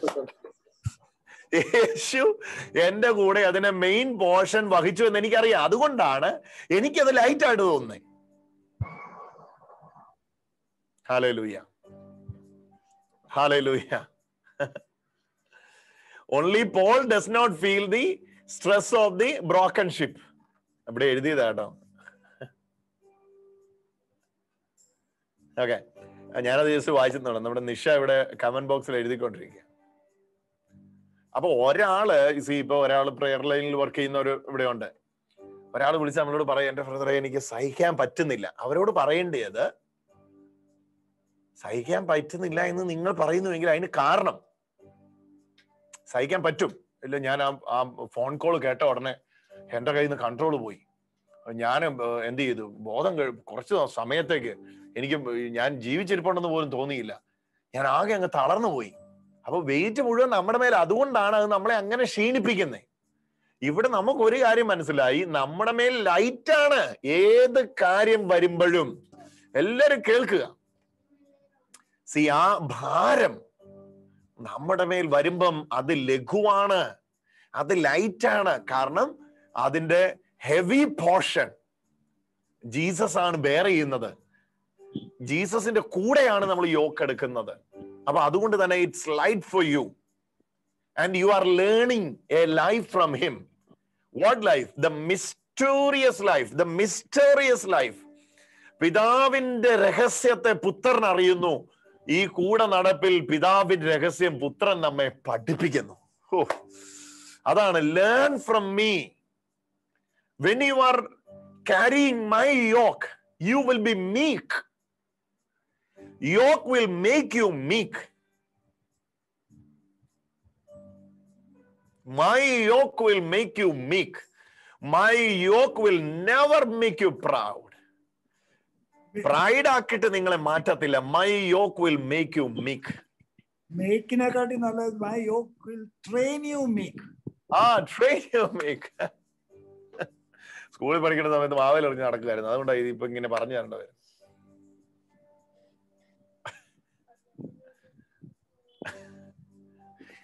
Blessing എല്ലാം സ്കൂളിലൊക്കെ കറക്റ്റായിട്ട് പഠിച്ചോണം കേട്ടോ. അവനിന്ന് ഇവിടെ ഇരുന്നത് മുഴുവൻ കേട്ടോണ്ടിരിക്കുക. അവനിന്ന് മിക്കവാറും മുഖമൊക്കെ ഏറ്റോണ്ടേ പോകത്തോളം തോന്നുന്നു. ട്രെയിനിങ് ആണ് yoke. Yoke yoke His yoke will make you, train you to be meek. അതാണ് എങ്ങനെ സൗമ്യനാകാൻ പറ്റുമെന്ന് ഈ നുകം നമ്മളെ പഠിപ്പിക്കും. ഭയങ്കരമായി ഇത് ഭയങ്കര ഒരു മിസ്റ്ററി. ഡോക്ടർ ഇത് കണ്ടിന്യൂ ചെയ്യണം. ഇത് നിർത്തരുത്. ഈ ടോപ്പിക്ക് നിർത്തരുത്. You have to continue this. നമുക്കൊരു 1 വീക്കിലേക്കുള്ള സ്റ്റഫ് ഉണ്ട് ഇതിനകത്ത്. ഭയങ്കര എനിക്ക് അത് ഭയങ്കരമായിട്ട് തന്നെ എക്സൈറ്റഡ് ആക്കുന്നു ഈ ഒരു പോർഷൻ. ഇതിന്റെ അർത്ഥം ഒന്ന് കാണുക. അതുകൊണ്ടാണ് കർത്താവ് ഇത് എടുത്തു പറയുന്നത്. ഞാൻ ഇനി ഇത് വായിക്കാം, നിങ്ങൾക്കപ്പം മനസ്സിലാകും. അവനും പുത്രനല്ലാതെ ആരും പിതാവിനെ ഗ്രഹിക്കുന്നില്ല. അപ്പം പിതാവിൽ രഹസ്യങ്ങളുണ്ട്, പിതാവിൽ ലെസൺസ് ഉണ്ട്. അതാ കറക്റ്റ് വാക്ക്. പിതാവിൽ ലെസൺസ് ഉണ്ട്. പിതാവിൽ സിലബസ് കറക്റ്റ് വാക്കായിരിക്കുമോ? പിതാവിൽ പഠിക്കാനുള്ളതുണ്ട്. എന്നാ അതിന് പറയുന്നത്? പിതാവിൽ കരിക്കുലം ഉണ്ടോ അതോ വാട്ടോ? പുത്രനിൽ ഉണ്ട്. പുത്രനിൽ പഠിക്കാനുള്ളതുണ്ട്. പുത്രനിൽ പോർഷൻ ഉണ്ട്. പുത്രനിൽ കണ്ടന്റ് ഉണ്ട്. പുത്രനിൽ സിലബസ് ഉണ്ട്. പുത്രനിൽ എല്ലാം ഉണ്ട്. Okay, so learn from him. അവനിൽ നിന്ന് പഠിക്കുക. അതാ പറയുന്നത്. അവനിൽ നിന്ന് പഠിക്കുകയും. 28-ാമത്തെ വാക്ക്, അധ്വാനിക്കുന്നവരും ഭാരം ചുമക്കുന്നവരുള്ളവരെ. ഇതിന്റെ ഈ മീനിങ് പറയാം. ഈ ലേണിംഗ് ഫ്രം ക്രൈസ്റ്റിന്റെ പുറത്ത്, അതായത് ഓക്കെ, ഇങ്ങനെ പറയാം. ശ്രദ്ധിച്ച് കേൾക്കണേ. റെഡിയാണോ? ഒന്ന് ഫ്രീ ആയിക്കേ. ഓക്കെ, കൈകൊട്ടി ഫ്രീ ആകാനാ പറഞ്ഞേ. കൈകൊട്ടിയാൽ മതി. അപ്പൊ നിങ്ങൾ റിലാക്സ്ഡ് ആവും. ബ്ലഡ് ഇങ്ങനെ പമ്പ് ചെയ്തോളൂ. അതാ. ഓക്കെ. ഈ ജീസസിന് പുറത്ത് എല്ലാം നമ്മുടെ അധ്വാനത്താലാണ്. ജീസസിനകത്ത് എല്ലാം ഈശോയുടെ അധ്വാനത്താലാണ്. അതാണ് ആ ഡിഫറൻസ്. ജീസസിന് പുറത്തെ എല്ലാം വർക്കും ജീസസിൽ എല്ലാം ഫെയ്ത്തുമാണ്. ഓഫ് കോഴ്സ് ആ ഫെയ്ത്തിന് വർക്കുണ്ട്, വിശ്വാസത്തിന് പ്രവൃത്തിയുണ്ട്. അപ്പൊ ജീസസ് പറയാണ്, പുറത്തു കിടന്ന് നിങ്ങൾ എന്ത് ചെയ്യുക? സൗമ്യരാകാനും ശാന്തശീലരാകാനും എല്ലാം ഉരുട്ടിയിട്ട് പിടിക്കുക, അധ്വാനിച്ചോണ്ടിരിക്കുക. ഇത് ചെയ്താൽ ശാന്തനാകാൻ പറ്റുമോ? അത് ചെയ്താൽ ശാന്തനാകാൻ പറ്റുമോ? ഇങ്ങനെ മീക്കാകാൻ പറ്റുമോ? നോ.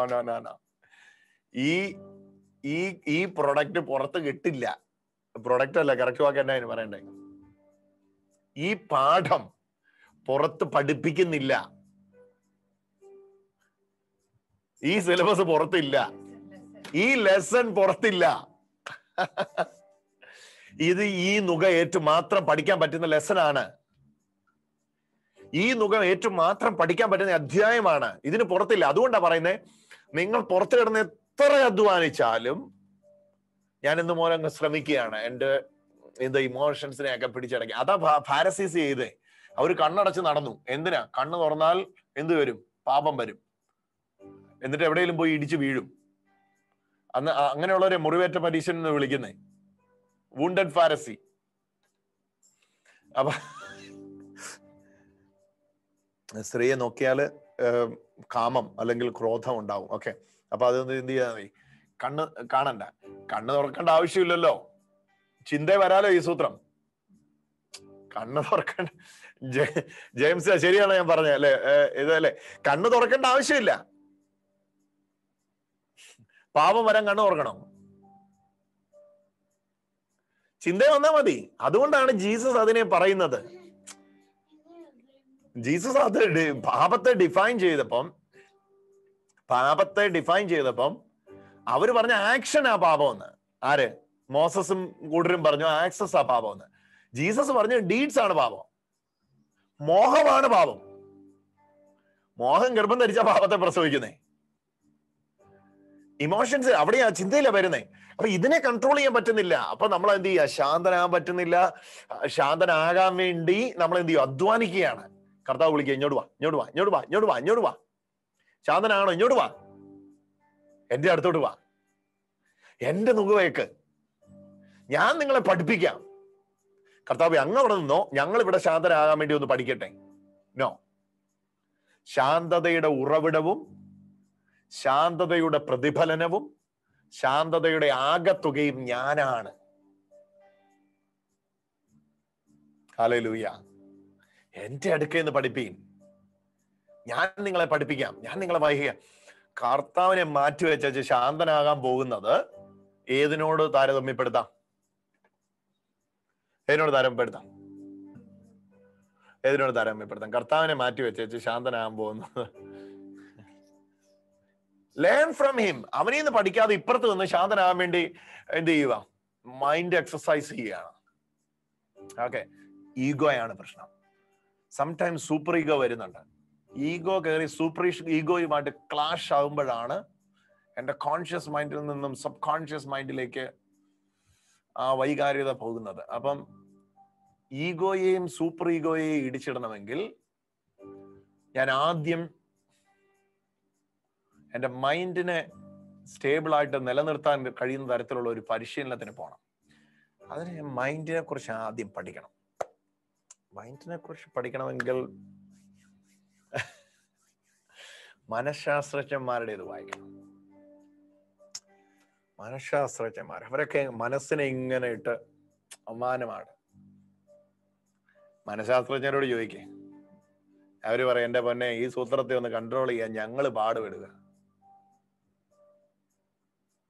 കേറിപ്പോകുന്ന ഈ ചിന്തയെ ഒന്ന് ഒതുക്കാൻ ഇവിടെ കിടന്ന് ഞങ്ങളും.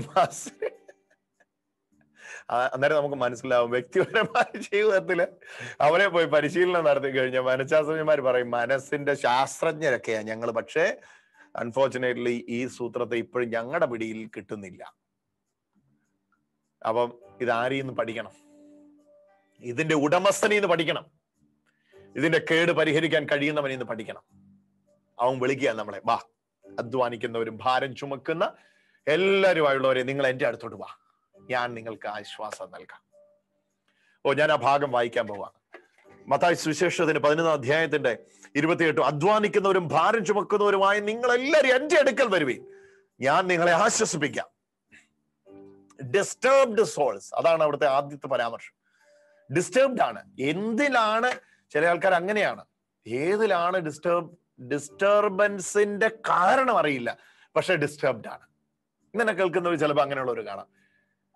Brother, if you ask me, I can't focus in A particular thing. ഒരു പ്രത്യേക കാര്യകാരണമായിട്ട് പറയാനില്ല, പക്ഷെ എന്റെ മൈൻഡ് ഡിസ്റ്റർബ്ഡ് ആണ്. അതാണ് ഒന്നാമത്തെ അവസ്ഥ. എവിടൊക്കെ ഒരു അസംതൃപ്തി, എന്തൊക്കെയോ എന്നെ ഇങ്ങനെ അലട്ടുന്നു. എനിക്കെല്ലാം ഉണ്ട്, okay, but still I am not satisfied, അല്ലെങ്കിൽ സാറ്റിസ്ഫാക്ഷനിലേക്ക് എനിക്ക് പോകാൻ കഴിയുന്നില്ല. അതാണ് ഇവിടെ പറയുന്നത്. ആദ്യത്തെ അതാ പറയുന്നത്, നിങ്ങൾക്ക് ആശ്വാസം ലഭിക്കും, നിങ്ങൾ കൂളാകും, നിങ്ങളുടെ BP നോർമൽ ആവും. ഓക്കെ, അതിനെ കേൾക്കുന്ന ഉടനെ കട്ടിൽ കീഴെ നിങ്ങൾ കയറില്ല, നിങ്ങൾ തളരത്തില്ല, നിങ്ങൾ തകരത്തില്ല. കാണുന്ന കാഴ്ചയ്ക്കോ കേൾക്കുന്ന കേൾവിക്കോ നിങ്ങളെ തളർക്കാൻ കഴിയുകയില്ല. നിങ്ങൾക്ക് ആശ്വാസം ലഭിക്കും. അവിടുന്ന് രണ്ടാമത്തേത് വരുന്നത്, നിങ്ങൾക്ക് അധ്വാനിക്കുന്ന ഒരു ഭാരം ചെയ്ത് നിങ്ങൾ എല്ലാവരും ഞാൻ നിങ്ങളെ ആശ്വസിപ്പിക്കും, ഞാൻ ശാന്തശീലനും വിനീത ഹൃദയനുമാകയാൽ എന്റെ മുഖം വഹിക്കുകയും നിങ്ങൾ എന്നിൽ നിന്ന് പഠിക്കുകയും ചെയ്യുകയും. നമ്മൾ പഠിക്കുകയാണ് എന്ന് പറഞ്ഞാൽ അതാണ് ഇന്നലെ ഡോക്ടർ ഫോക്കസ് ചെയ്ത് നമ്മളോട് പറഞ്ഞത്. ഓരോ സിറ്റുവേഷനിലും എങ്ങനെയാണ് ആകേണ്ടിയതെന്ന് നമ്മൾ പഠിക്കുകയാണ്. ആരിൽ നിന്ന്? കർത്താവിൽ നിന്ന്. കാരണം കർത്താവ് ഓരോ സിറ്റുവേഷനിലും ചുമരം കൊണ്ട് ഒരുത്തൻ ഒറ്റിക്കൊടുത്തു, അല്ലെ? ഒരുവൻ ഒറ്റിക്കൊടുത്തു, യൂദ. അന്നേരം എങ്ങനെയാ റിയാക്ട് ചെയ്യേണ്ടതെന്ന് ഈശോ നമ്മെ പഠിപ്പിക്കുകയാണ്. മനസ്സിലാന്നോ? ഒന്നുകൂടെ ഞാൻ പറയാം. പ്രാണസ്നേഹിതൻ തള്ളിപ്പറഞ്ഞ് അറിയത്തില്ലെന്ന് പറഞ്ഞ് ഉപേക്ഷിച്ച് പോകുമ്പോൾ how to react to the situation Jesus is teaching us. കർത്താവ് നമ്മെ പഠിപ്പിക്കുകയാണ്. കാരണം കർത്താവിനെ അത് പഠിപ്പിക്കാൻ കഴിയും. Because he has gone through the same. അതിലൂടെ ഈശോ കടന്നുപോയി. പെറ്റ തള്ളയുടെ മുമ്പിൽ അർത്ഥനഗ്നനല്ല, പൂർണ്ണ നഗ്നനായി നിൽക്കേണ്ടി വരുന്ന ഒരു മകന്റെ ചേതോവികാരം, താടിരോമം പിച്ചു പറിക്കുമ്പോൾ ഉള്ള അവസ്ഥ, മുഖത്തെ കാർക്കിച്ച് തുപ്പുമ്പോൾ ഉള്ള ഫീലിങ്, കന്നെ താഞ്ഞാഞ്ഞ് അടിക്കുമ്പോൾ ഉള്ള ഫീലിങ്, വിലാപ്പുറം കുത്തി തളയ്ക്കുമ്പോൾ ഉള്ള ഫീലിങ്, അത് എന്നതാന്ന് അതിലൂടെ കടന്നുപോയ ആൾക്ക് നമ്മളെ പഠിപ്പിക്കാൻ കഴിയും. പ്രൊഫഷണൽസ് വലിയ ബിസിനസ് മീറ്റിങ്ങിനൊക്കെ നിങ്ങൾ പോയാൽ, ബിസിനസ്സിൽ വലിയ സ്റ്റെപ്പ് വെക്കാൻ താല്പര്യപ്പെടുന്ന ഒരു ബിസിനസ് ട്രെയിനിങ്ങിന് പോകുമ്പോൾ പറയാൻ സാധ്യതയുള്ള രണ്ട് കാര്യങ്ങളുണ്ട്. ഒന്ന്, if you want to be a very good businessman, do one thing. If you are not able, നിങ്ങൾ ശക്തരല്ലെങ്കിൽ ശക്തരായവരെ പർച്ചേസ് ചെയ്യുക. ഒന്നുകിൽ നിങ്ങൾ ശക്തരായിരിക്കണം, അതല്ലെങ്കിൽ ശക്തരായവരെ വിലക്കെടുക്കുക. ഓക്കെ? ഒന്നെങ്കിൽ നിങ്ങൾക്ക്, പച്ചമലയാളത്തിൽ പറഞ്ഞ, ഒന്നെങ്കിൽ നിങ്ങൾക്ക് തലയിൽ ആൾതാമസം വേണം. ഇതില്ല എങ്കിൽ തലയിൽ ആൾതാമസം ഉള്ളവരെ പർച്ചേസ് ചെയ്യുക, വിലക്കെടുക്കുക, അവരെ കൂടെ നിർത്തുക. ഓക്കെ? ഫസ്റ്റ് സീക്രട്ട് അവര് പറയുമ്പോൾ, ഇനി അതിന്റെ സ്പിരിച്വൽ പെർസ്പെക്റ്റീവ് ഞാൻ എടുക്കുക. തലയിൽ ആൾതാമസം അല്ല, തലയെ സൃഷ്ടിച്ചവനെ തന്നെ കൂടെ നിർത്താൻ. ആൾതാമസമുള്ള ആളെയല്ല, പ്രൊഫഷണൽ ആയിട്ടുള്ള ആളെ കൂടെ നിർത്തും. He will teach you how to move, how to not move. അതാണ് സിറ്റുവേഷൻ. അതാണ് അതിനകത്തൂടെ എങ്ങനെ പോകണമെന്ന് പഠിപ്പിക്കും. കാരണം പിതാവെല്ലാം പുത്രനെ ഭരമേൽപ്പിച്ചിരിക്കുന്നു. പിതാവിനെ ആരെങ്കിലും അറിയണമെങ്കിൽ പുത്രനെ അറിയിക്കണം. സോ പിതാവിനെ നമ്മെ പഠിപ്പിക്കാൻ ആർക്കേ പറ്റുള്ളൂ? പുത്രനെ പറ്റുള്ളൂ. പുസ്തകത്താളിൽ നിന്ന് പിതാവിനെ അറിയാൻ കഴിയുകയില്ല. Oh Jesus. അപ്പൊ ഈ പറയുന്നത് ഒരു ദിവസത്തെ ഒരു ജീവിതമല്ല സഹോദരങ്ങളെ. This is very very very serious sermon. ഇതൊരു ദിവസത്തെ ജീവിതമല്ല. തുടർമാനമായി പുത്രന്റെ മുഖം സ്വീകരിച്ച് സ്വീകരിച്ച് സ്വീകരിച്ച് സ്വീകരിച്ച് സ്വീകരിച്ച് ഓരോ സാഹചര്യങ്ങളിൽ എങ്ങനെ ആയിരിക്കണമെന്ന് നമ്മുടെ കൂടെ നടന്ന ആ റിയാക്ഷനിലൂടെ നമ്മൾ അറിയുക. നമുക്കൊരു പരിശീലനം തരുക. മുമ്പേ ആ പദം പറഞ്ഞില്ലേ, നമുക്കൊരു പരിശീലനം തരുക. ആ പരിശീലനത്തിലൂടെ നമ്മൾ അറിയുകയാണ് ഓരോ സമയങ്ങളിൽ എങ്ങനെ റിയാക്ട് ചെയ്യണം. അങ്ങനെ പഠിപ്പിച്ച് പഠിപ്പിച്ച് പഠിപ്പിച്ച് നമുക്കപ്പോ ആ പഠിപ്പിക്കുന്ന വേളയിൽ പോലും ഈ മുഖം ഭാരമല്ല. ഭാരം നമ്മുടെ മേൽ വന്നാൽ പോലും നാളെ നമുക്കത് ഭാരമായി തോന്നില്ല. കാരണം നമ്മള് ശാന്തമായി സൗമ്യമായി പണ്ട് റിയാക്ട് ചെയ്ത പോലെ ഇപ്പൊ റിയാക്ട് ചെയ്യുന്നില്ല. അങ്ങനെ കേൾക്കട്ടെ. ഓ, നീ എന്തായാലും ആ സൂം പ്രാർത്ഥന നിർത്തണ്ടടി. നീ ആ സൂം പ്രാർത്ഥന അറ്റൻഡ് ചെയ്യാൻ തുടങ്ങിയ പിന്നെ പിള്ളേരുടെ നേരെയുള്ള ചീറ്റലിനും എന്റെ നേരെയുള്ള പെറുപെറുപ്പിനും ഒക്കെ ഇച്ചിരി കുറവുണ്ട്. അതുകൊണ്ട് നീ ഒരു കാരണവശാലും ആ സൂം പ്രാർത്ഥന നിർത്തണ്ട എന്ന് വീട്ടുകാര് പറയാൻ തുടങ്ങിയെങ്കിൽ, എന്റെ പൊന്നച്ചായ, ഈ 6:30-ക്കോ 5 മണിക്കോ ഏത് നേരത്ത് വേണമെങ്കിലും നിങ്ങൾ ആ സൂം ഓൺ ചെയ്ത് അതിന്റെ മുമ്പിൽ പോയി ഇരുന്നു. വേറെ ഒന്നും ചെയ്യണ്ട. ചായയോ കാപ്പിയോ വടയോ ഉപ്പേരിയോ അപ്പേരിയോ എന്നാ വേണേ കൊണ്ട് തരാം എന്ന് വീട്ടിലെ ഭാര്യയായി മക്കളും പറയാൻ തുടങ്ങിയെങ്കിൽ, ആ മുഖം വീണു എന്ന അർത്ഥം. പണ്ടത്തെ പോലെ അല്ലല്ലോ ഇപ്പൊ പ്രതികരിക്കുന്നേ. ജയിച്ചു സഹോദര, ജയിച്ചു സഹോദരി. കാരണം ആ മുഖം വീണ് കഴിഞ്ഞു. ഇനിയിപ്പം തോന്നുന്ന പോലെ അങ്ങോട്ടും ഇങ്ങോട്ടും ഒന്നും ചീറ്റാൻ പറ്റില്ല. വേറൊരു കാളെ കാണുമ്പം അതിന്റെ പുറകെ ഒന്നും ഓടാൻ പറ്റില്ല. കാരണം ഇത് ഇരിക്കുക മേളില്. പോകാൻ താല്പര്യമുണ്ട്. അത് മറ്റേ കാള വന്ന് മുക്കറ ഇടും. കാളയ്ക്ക് ഒരു മുക്കറയുണ്ട്.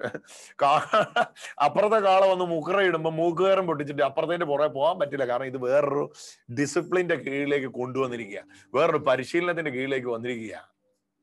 അപ്പൊ അപ്പുറത്തെ കാളമാര് നമ്മുടെ മുക്കറ ഇടും, വന്ന് ഇങ്ങനെ പ്രൊവോക്ക് ചെയ്യും. നീ എന്നെല്ലാം ഒന്ന് പറയടാ, നീ എന്നെ മിണ്ടാത്ത, നിന്റെ പൈസ ഞങ്ങൾ തരത്തില്ല, കാണാലോ, നിനക്ക് ധൈര്യം ഉണ്ട് ഈ ഓർഡർ അങ്ങ് ക്യാൻസൽ ചെയ്യടാ, നീ ധൈര്യം ഉണ്ട കാശ് വാങ്ങടാ. ബിസിനസ്സുകാർ ഫേസ് ചെയ്യേണ്ടി വരുന്ന ഇതൊക്കെ അങ്ങ് പ്രൊവോക്ക് ചെയ്യും. വേറെ കാളകൾക്ക് എങ്ങനെയെങ്കിലും നമ്മളുമായിട്ട് എന്ത് ചെയ്താൽ മതി, കുത്തുണ്ടാക്കിയാൽ മതി. അന്നേരം പറയണം, അയ്യോ പണ്ട് കാള കളിച്ച് നടന്ന ഒരു കാളയായിരുന്നു ഞാനും, പക്ഷെ ഇപ്പൊ എന്നാ പറയാനാ, പരിപാടിയെല്ലാം അവസാനിപ്പിച്ച് ഒരു നുഖത്തിന്റെ കീഴിൽ കയറിയേക്കുക. അപ്പൊ അതുകൊണ്ട് ഉള്ളത് തുറന്ന് പറയാം, എന്റെ പൊന്നച്ച എന്നെ വെറുതെ വിട്ട്,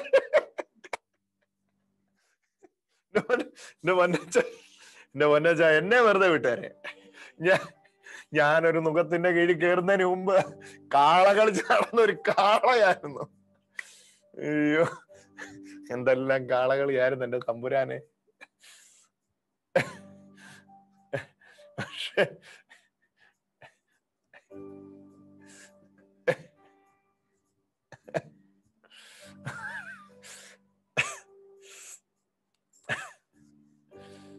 എന്റെ മുഖമേറ്റ് എന്നെ ഇന്ന് പഠിപ്പിക്കും, എന്നാൽ നിങ്ങളുടെ ആത്മാക്കൾക്ക് ആശ്വാസം ലഭിക്കും.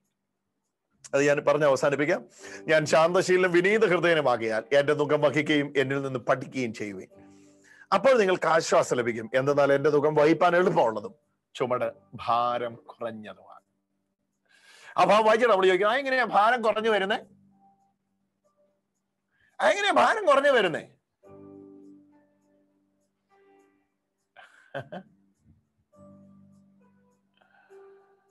ഭാരം എങ്ങനെ കുറഞ്ഞു വരുന്നേ? ഭാരം കുറഞ്ഞു വരുന്നത് ഭാരമില്ലാഞ്ഞിട്ടല്ല, വേറൊരാൾ ഭാരം വഹിച്ചത് കൊണ്ടാണ്, വേറൊരാൾ എന്റെ ഭാരം വഹിച്ചു എന്ന ഉറപ്പും കൊണ്ടാണ്. ഒന്നുകൂടെ ഞാൻ പറയാം, ന്യൂസ് റീഡർമാരൊക്കെ പറയുന്നവർ പറയാം. ഓക്കെ, അങ്ങനെ ഇരിക്കണം. അതൊക്കെ ഭാരമില്ലാഞ്ഞിട്ടല്ല ഭാരം തോന്നാത്തത്, മറുഭാഗത്ത് നിന്ന് മറ്റൊരാൾ ഭാരം ചുമക്കുന്നത് കൊണ്ടാണ്, അല്ലെങ്കിൽ ചുമന്നു എന്ന ഉറപ്പുള്ളത് കൊണ്ടാണ് ഭാരമായി തോന്നാത്തത്.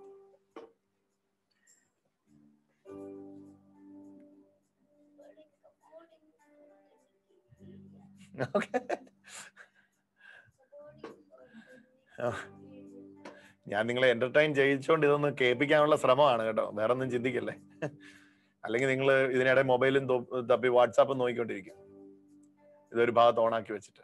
ഇതിപ്പോ നിങ്ങൾ ഇങ്ങോട്ട് തന്നെ നോക്കിയിരിക്കണം, അതിനുവേണ്ടി ഇങ്ങനെ എന്റർടൈൻ ചെയ്യും.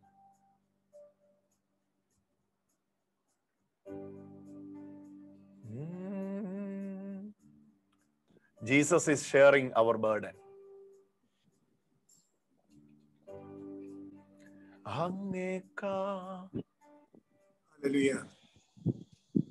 ഭയങ്കര ഡോക്ടറെ, അത് ഭയങ്കര, അത് ഇന്നലെ ഡോക്ടർ തുടങ്ങിയത് നന്നായി. കാരണം അത് ഭയങ്കര ഇങ്ങനെ ഒന്ന് ചിന്തിച്ചാല്, in Christ when you become yoked to Jesus, the Holy Spirit will bring you into a relationship with Jesus as well as with the Father.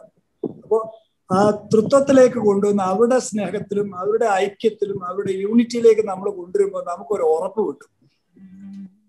എന്റെ പിതാവ്, പുത്രൻ, പരിശുദ്ധാത്മ ത്രിയേക ദൈവത്തിലാ എന്റെ കൂടെ ഉള്ളത് കൊണ്ട് പുറമെ എത്ര സാഹചര്യങ്ങൾ വലുതായാലും എനിക്കൊരു സ്വസ്ഥതയിലേക്ക് വരാൻ പറ്റും എന്നുള്ളൊരു ബോധ്യത്തിലേക്ക് എനിക്ക് വരാൻ പറ്റും. Taking us into the Trinitarian unity, പരമമായ ഐക്യത്തിന്റെയും ദിവ്യമായ സ്നേഹത്തിന്റെയും കൂട്ടായ്മയിലേക്ക് നമ്മളെ വിളിക്കുകയാണ്. ഇങ്ങനെ ഒന്ന് പറഞ്ഞാൽ അത് കുറച്ചുകൂടെ തുറക്കുക ഡോക്ടർ. അതായത് പിതാവും പുത്രനും പരിശുദ്ധാത്മാവും കൂടെ നമ്മുടെ മേലുള്ള ഭാരം വഹിക്കുന്നത് നമുക്ക് മനസ്സിലാവുകയാണ്. അതാണോ?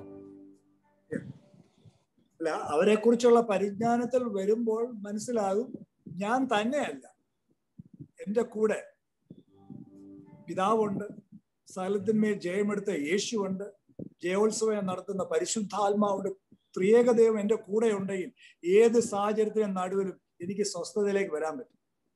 കാരണം അവര് സൗമ്യരാ, അവരുടെ അറ്റ്മോസ്ഫിയർ സ്വസ്ഥമാണ്, നമ്മുടെ ആ അറ്റ്മോസ്ഫിയർ സ്വസ്ഥതയല്ല, റെസ്റ്റ് അല്ല.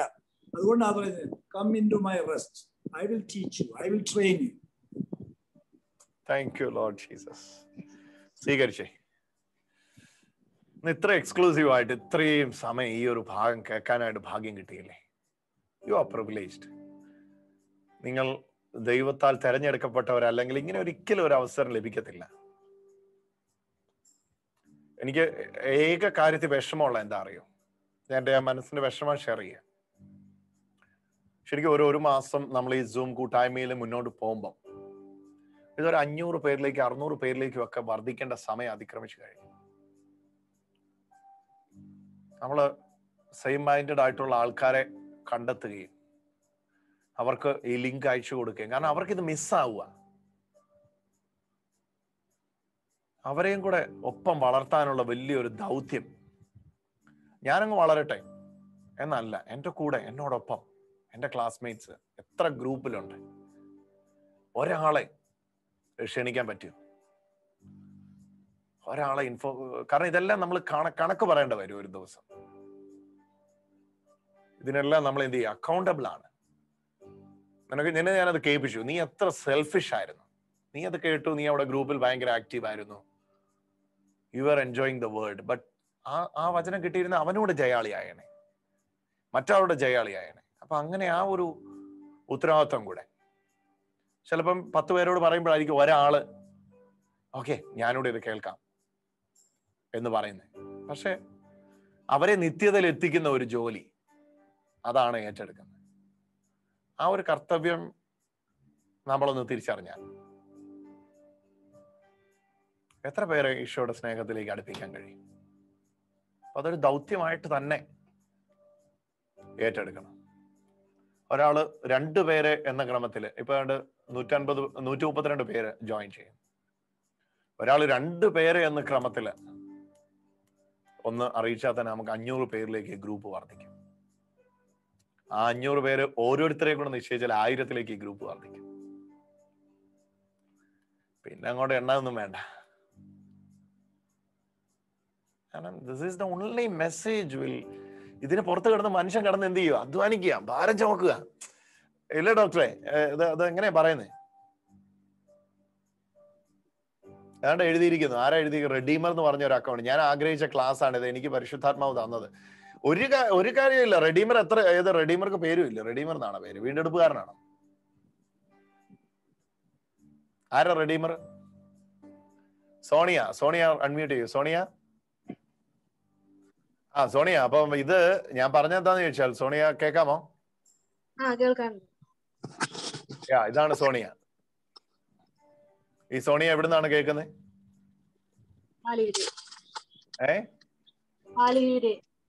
അപ്പം സോണിക്ക് എത്ര കൂട്ടുകാരിമാരുണ്ട്? അവരിൽ ഒരാളെയും കൂടി ഇത് കേൾപ്പിക്കണം. അപ്പൊ ആ ദൗത്യം ഏറ്റെടുക്കണം. ബ്രദറിന്റെ ഫസ്റ്റത്തെ ഒരു ക്ലാസ് ഞാൻ കേട്ടേ. അപ്പൊ ഞാൻ അന്ന് ഫസ്റ്റ് ഒരു മെസ്സേജ് അയച്ചിട്ടുണ്ടായിരുന്നു. എനിക്ക് ഒരുപാട് ശത്രുക്കളുണ്ട്, അയൽക്കാരായിട്ട് ഭയങ്കര ബുദ്ധിമുട്ടും കാര്യങ്ങളൊക്കെ ആയിരുന്നു. അവരോടൊന്നും എനിക്ക് ക്ഷമിക്കാൻ പറ്റിയിരുന്നില്ല. അപ്പൊ ബ്രദർ ഞാൻ അങ്ങനെ പ്രാർത്ഥിച്ചായിരുന്നു. ഇങ്ങനെ പ്രാർത്ഥിച്ചിട്ടുണ്ട്. ബൈബിളിന്റെ വചനത്തിൽ ഇങ്ങനെ ഉണ്ടല്ലോ, ശത്രുക്കളോട് ദൈവമേ അവരോട് പ്രതികാരം ചെയ്യണേന്നൊക്കെ ഉള്ള ചിന്തയിൽ ഞാൻ പ്രാർത്ഥിച്ചായിരുന്നു. അപ്പൊ ബ്രദർ അന്ന് ഒരു കാര്യം പറഞ്ഞത്, ശത്രുക്കളെ പന പോലെ വളർത്തും, അവരെ അങ്ങനെ വളർത്തല്ലേ എന്നൊക്കെ ബ്രദർ അങ്ങനെ ഒരു ടോക്ക് ഫസ്റ്റ് ഞാൻ ക്ലാസ് കേട്ടപ്പോ പറഞ്ഞു. ഞാൻ പക്ഷെ അങ്ങനെ പ്രാർത്ഥിച്ചിട്ടുണ്ട്. എന്നെ മാത്രം ഇങ്ങനെ കൊച്ചാക്കിയിട്ട് ശത്രുക്കളെ പന പോലെ വളർത്തുക, നമ്മളിങ്ങനെ ഒരുപാട് പേര് വേദനിപ്പിക്കുകയും കാര്യങ്ങളൊക്കെ ചെയ്യുക. അപ്പൊ അതെന്റെ മനസ്സിൽ അന്നത്തെ ക്ലാസ് എന്റെ മനസ്സിൽ ഹൃദയത്തിൽ ഭയങ്കരമായിട്ട് തട്ടി. അപ്പൊ അവിടെ നോട്ടിട്ട് എനിക്ക് എന്താണെന്നറിയില്ല, വചനം കേൾക്കാനുള്ള ഭയങ്കര ഒരു ഇൻട്രസ്റ്റ് ആയി. അപ്പൊ ഞാൻ പിന്നെ ഇങ്ങനെ ബ്രദറിന്റെ ടോക്കുകൾ കേൾക്കാൻ തുടങ്ങി. അത് കഴിഞ്ഞിട്ട് ഞാന് പിന്നെ കുർബാന കൂടാനും എനിക്ക് പ്രാർത്ഥിക്കാനൊക്കെ ഇങ്ങനെ തോന്നി തുടങ്ങി. അതുവരെ എനിക്ക് കുർബാന കൂടാനും ഇഷ്ടമൊക്കെ ആയിരുന്നു പണ്ട്. പക്ഷെ ഇങ്ങനെ ഓരോ പ്രശ്നങ്ങൾ വന്നപ്പോ എല്ലാത്തിനോടൊരു മടുപ്പായിരുന്നു എനിക്ക്. എന്ത് ചെയ്താലും പ്രശ്നങ്ങൾ എന്റെ ജീവിതത്തിൽ ഒരുപാട് പേരെ എന്നെ ഒറ്റപ്പെടുത്തി. അപ്പൊ അങ്ങനെയൊക്കെ ദൈവത്തിനൊന്നും വേണമെന്നുള്ള ചിന്തയായിരുന്നു എനിക്ക്. പക്ഷെ ഇപ്പൊ എനിക്ക് അങ്ങനെയല്ല, ദൈവത്തിനോട് കൂടുതൽ അടുക്കാനായിട്ട് സാധിച്ചു തുടങ്ങി. അത് തന്നെയാണ് സോണിയ. നമ്മൾ ഈ ശുശ്രൂഷയുടെ ലക്ഷ്യം അത് തന്നെയാണ്. ഇപ്പം സോണിയ, ഞാൻ പറഞ്ഞില്ലേ, സോണിയ ഇപ്പം രക്ഷപ്പെട്ടു. സോണിയയ്ക്ക് മനസ്സിലായി സോണിയയുടെ മേൽ എന്തു വന്നാലും അത് കർത്താവ് വഹിച്ചിട്ട് അതിന്റെ ലൈറ്റായ ഭാഗം മാത്രമേ സോണിയുടെ മേൽ വരികയുള്ളൂ മാത്രമല്ല, സോണിയോടൊപ്പം കർത്താവും ഉണ്ട് എന്നുള്ളത് സോണിയയ്ക്ക് മനസ്സിലായി. അപ്പൊ ഈ അറിവിലേക്ക് ഇനി എന്ത് ചെയ്യണം? മറ്റൊരാളെ ഈ അറിവിലേക്ക് നയിക്കണം. അത് ആരുടെ ഉത്തരവാദിത്വമാണ്? സോണിയയുടെ ഉത്തരവാദിത്വം. ഞാൻ ഒരു കാര്യം ചോദിക്കട്ടെ, സോണിയയുടെ ഒരു കാര്യം ചോദിക്കട്ടെ. എന്താണ് മലയാറ്റൂരുടെ സോണിയ വണ്ടി ഓടിച്ചു പോവാ. സോണിയ വണ്ടി ഓടിച്ച് അങ്ങനെ ആ റോഡിൽ കൂടെ പോകുമ്പം അവിടെ ഇങ്ങനെ മലയാറ്റൂരുടെ കറക്കം ഉണ്ടല്ലോ, ആ വൺ വേ പോകുന്നിടം ഉണ്ടല്ലോ, ആ വൺ വേ പോകുന്നിടത്തൂടെ ഇങ്ങനെ വണ്ടി ഓടിച്ചു പോവാ. അപ്പൊ സോണിയ പെട്ടെന്ന് കാണുകയാണ് ആ പാലത്തോട് കയറുന്ന ആ പാലം ഇടിഞ്ഞു കിടക്കുകയാണ്. ഓക്കെ, സോണിയ കഷ്ടിച്ചു വന്ന് സോണിയയുടെ വണ്ടി അവിടെ കൊണ്ട് ബ്രേക്ക് ഔട്ടി. ഓക്കെ, പാലം ഇടിഞ്ഞു കിടക്കുകയാണ് താവോട്ട്. സോണിയ വീഴേണ്ടതായിരുന്നു. സോണിയ വീഴുന്നിടത്തുനിന്ന് കഷ്ടിച്ച് രക്ഷപ്പെട്ടു. ഓക്കെ, അപ്പൊ സോണിയയുടെ വണ്ടി ഇതെങ്ങനെ ഒന്ന് ബ്രേക്ക് ചവിട്ടി ഇങ്ങനെ നിർത്തിയിരിക്കുകയാണ്. ഫ്രണ്ടിലത്തെ ടയർ കുഴിയിലോട്ട് പോകുന്നതിന് തൊട്ട് മുമ്പ് ഇങ്ങനെ നിൽക്കുകയാണ്. അപ്പം സോണിയ അവിടുന്ന് രക്ഷപ്പെട്ടു. സോണിയ എന്നാ ചെയ്യും? ഓ, ഞാൻ രക്ഷപ്പെട്ടു, വീഴുന്നവര് വീഴട്ടെ എന്ന് പറഞ്ഞ് സോണിയ വീട്ടിലോട്ട് പോവോ? അതോ സോണിയ അവിടെ നിന്ന് മുട്ടുകുത്തിയിട്ട് പറയും, എന്റെ പൊന്നിയേട്ടാ വണ്ടി ഓടിച്ച് വരരുത്, ഇതേ കുഴിയിലോട്ട് നിങ്ങൾ പോവാണ്, പറയോ ഇല്ലയോ? പിന്നെ ഇപ്പൊ പറയാത്തെ? ഞാന് എന്താ വെച്ചാല് മനുഷ്യന്മാരിൽ ഒറ്റപ്പെട്ടു. പക്ഷെ ഞാൻ വിചാരിച്ചത് മനുഷ്യന്മാരുടെ സ്നേഹമാണ് ഏറ്റവും വലുത്. അങ്ങനെയൊക്കെ ഞാൻ ചിന്തിച്ചത്. പക്ഷെ ഞാൻ ചോദിക്കട്ടെ, ഈ അയൽപക്കത്ത് സോണിയയുടെ എതിരാണ് എന്ന് പറഞ്ഞവരോടാണ് കർത്താവിന്റെ സ്നേഹത്താ നിറയണ്ടേ. അവരുടെ വീട്ടിൽ പോകണം, അവരോട് പറഞ്ഞ ഈശോയുടെ സ്നേഹത്താ ഞാൻ നിങ്ങളെ സ്നേഹിക്കുന്നു. അവരുടെ കണ്ണ് നിറയും. ഇത്രയും നാളും സോണിയെ ഉപദ്രവിച്ചിട്ട് സോണിയ ഇപ്പോഴും അവർ ഈശോയുടെ സ്നേഹത്താ സ്നേഹിക്കുന്നു എന്ന് പറയുമ്പോ ഉണ്ടല്ലോ, അവരുടെ കണ്ണ് നിറയും. എനിക്കൊരു സ്നേഹിതനുണ്ടായിരുന്നു, ഞാൻ ഉദാഹരണം പബ്ലിക്ക് പറയാൻ പോലും ഇഷ്ടപ്പെടുന്നില്ല, പക്ഷെ സോണിയയ്ക്ക് വേണ്ടി പറയുക. എനിക്കൊരു സ്നേഹിതനുണ്ടായിരുന്നു, അദ്ദേഹത്തിന് ഒരു മാസിക ഉണ്ടായിരുന്നു. ആ മാസികയിൽ 1.5 മാസം നിരന്തരമായിട്ട് ഇങ്ങനെ ഉപദേശപരമായ വ്യത്യസ്തതകൾ എന്റെ പെന്തക്കോസ്റ്റിലെ സ്നേഹിതനാണ് എനിക്കെതിരെ എഴുതി അയാളുടെ കൈ അഴച്ചു. നമ്മൾ അതിനോട് റെസ്പോണ്ട് ചെയ്യാൻ പോയില്ല. എഴുതി അയാളുടെ കൈ അഴച്ചു. ഒരു സുപ്രഭാതത്തിൽ ഞാനുമായിട്ട് അദ്ദേഹത്തിന് കാണേണ്ടിയ ഒരു സാഹചര്യം വന്നു. കാണേണ്ട സാഹചര്യത്തിൽ വന്നപ്പോ ഈ എഴുതിയത് വായിച്ചിട്ടേ ഇല്ല എന്ന രീതിയിൽ അദ്ദേഹത്തെ സ്നേഹിക്കാനും അദ്ദേഹത്തോട് അടുക്കുകയും ചെയ്തു കഴിഞ്ഞപ്പോ അദ്ദേഹം തന്നെ എന്നോട് പറഞ്ഞ കാര്യം ഇതാണ്, ശരിക്കും ബ്രദറെ, യേശു ഉണ്ടെന്ന്, അതേ പദം ഞാൻ പറയാം, യേശു ജീവിക്കുന്നു എന്നുള്ളത് ഞാൻ നിങ്ങളുടെ പ്രവൃത്തിയിലൂടെ കാണും. അപ്പം കറക്റ്റായിട്ട് സോണിയയ്ക്ക് ഇപ്പൊ ഈ വിരോധിക്കപ്പെട്ട വ്യക്തികളിൽ നിന്ന് ഒരു വലിയ അവസരം കിട്ടിയിരിക്കുകയാണ്. ഇറങ്ങിക്കും.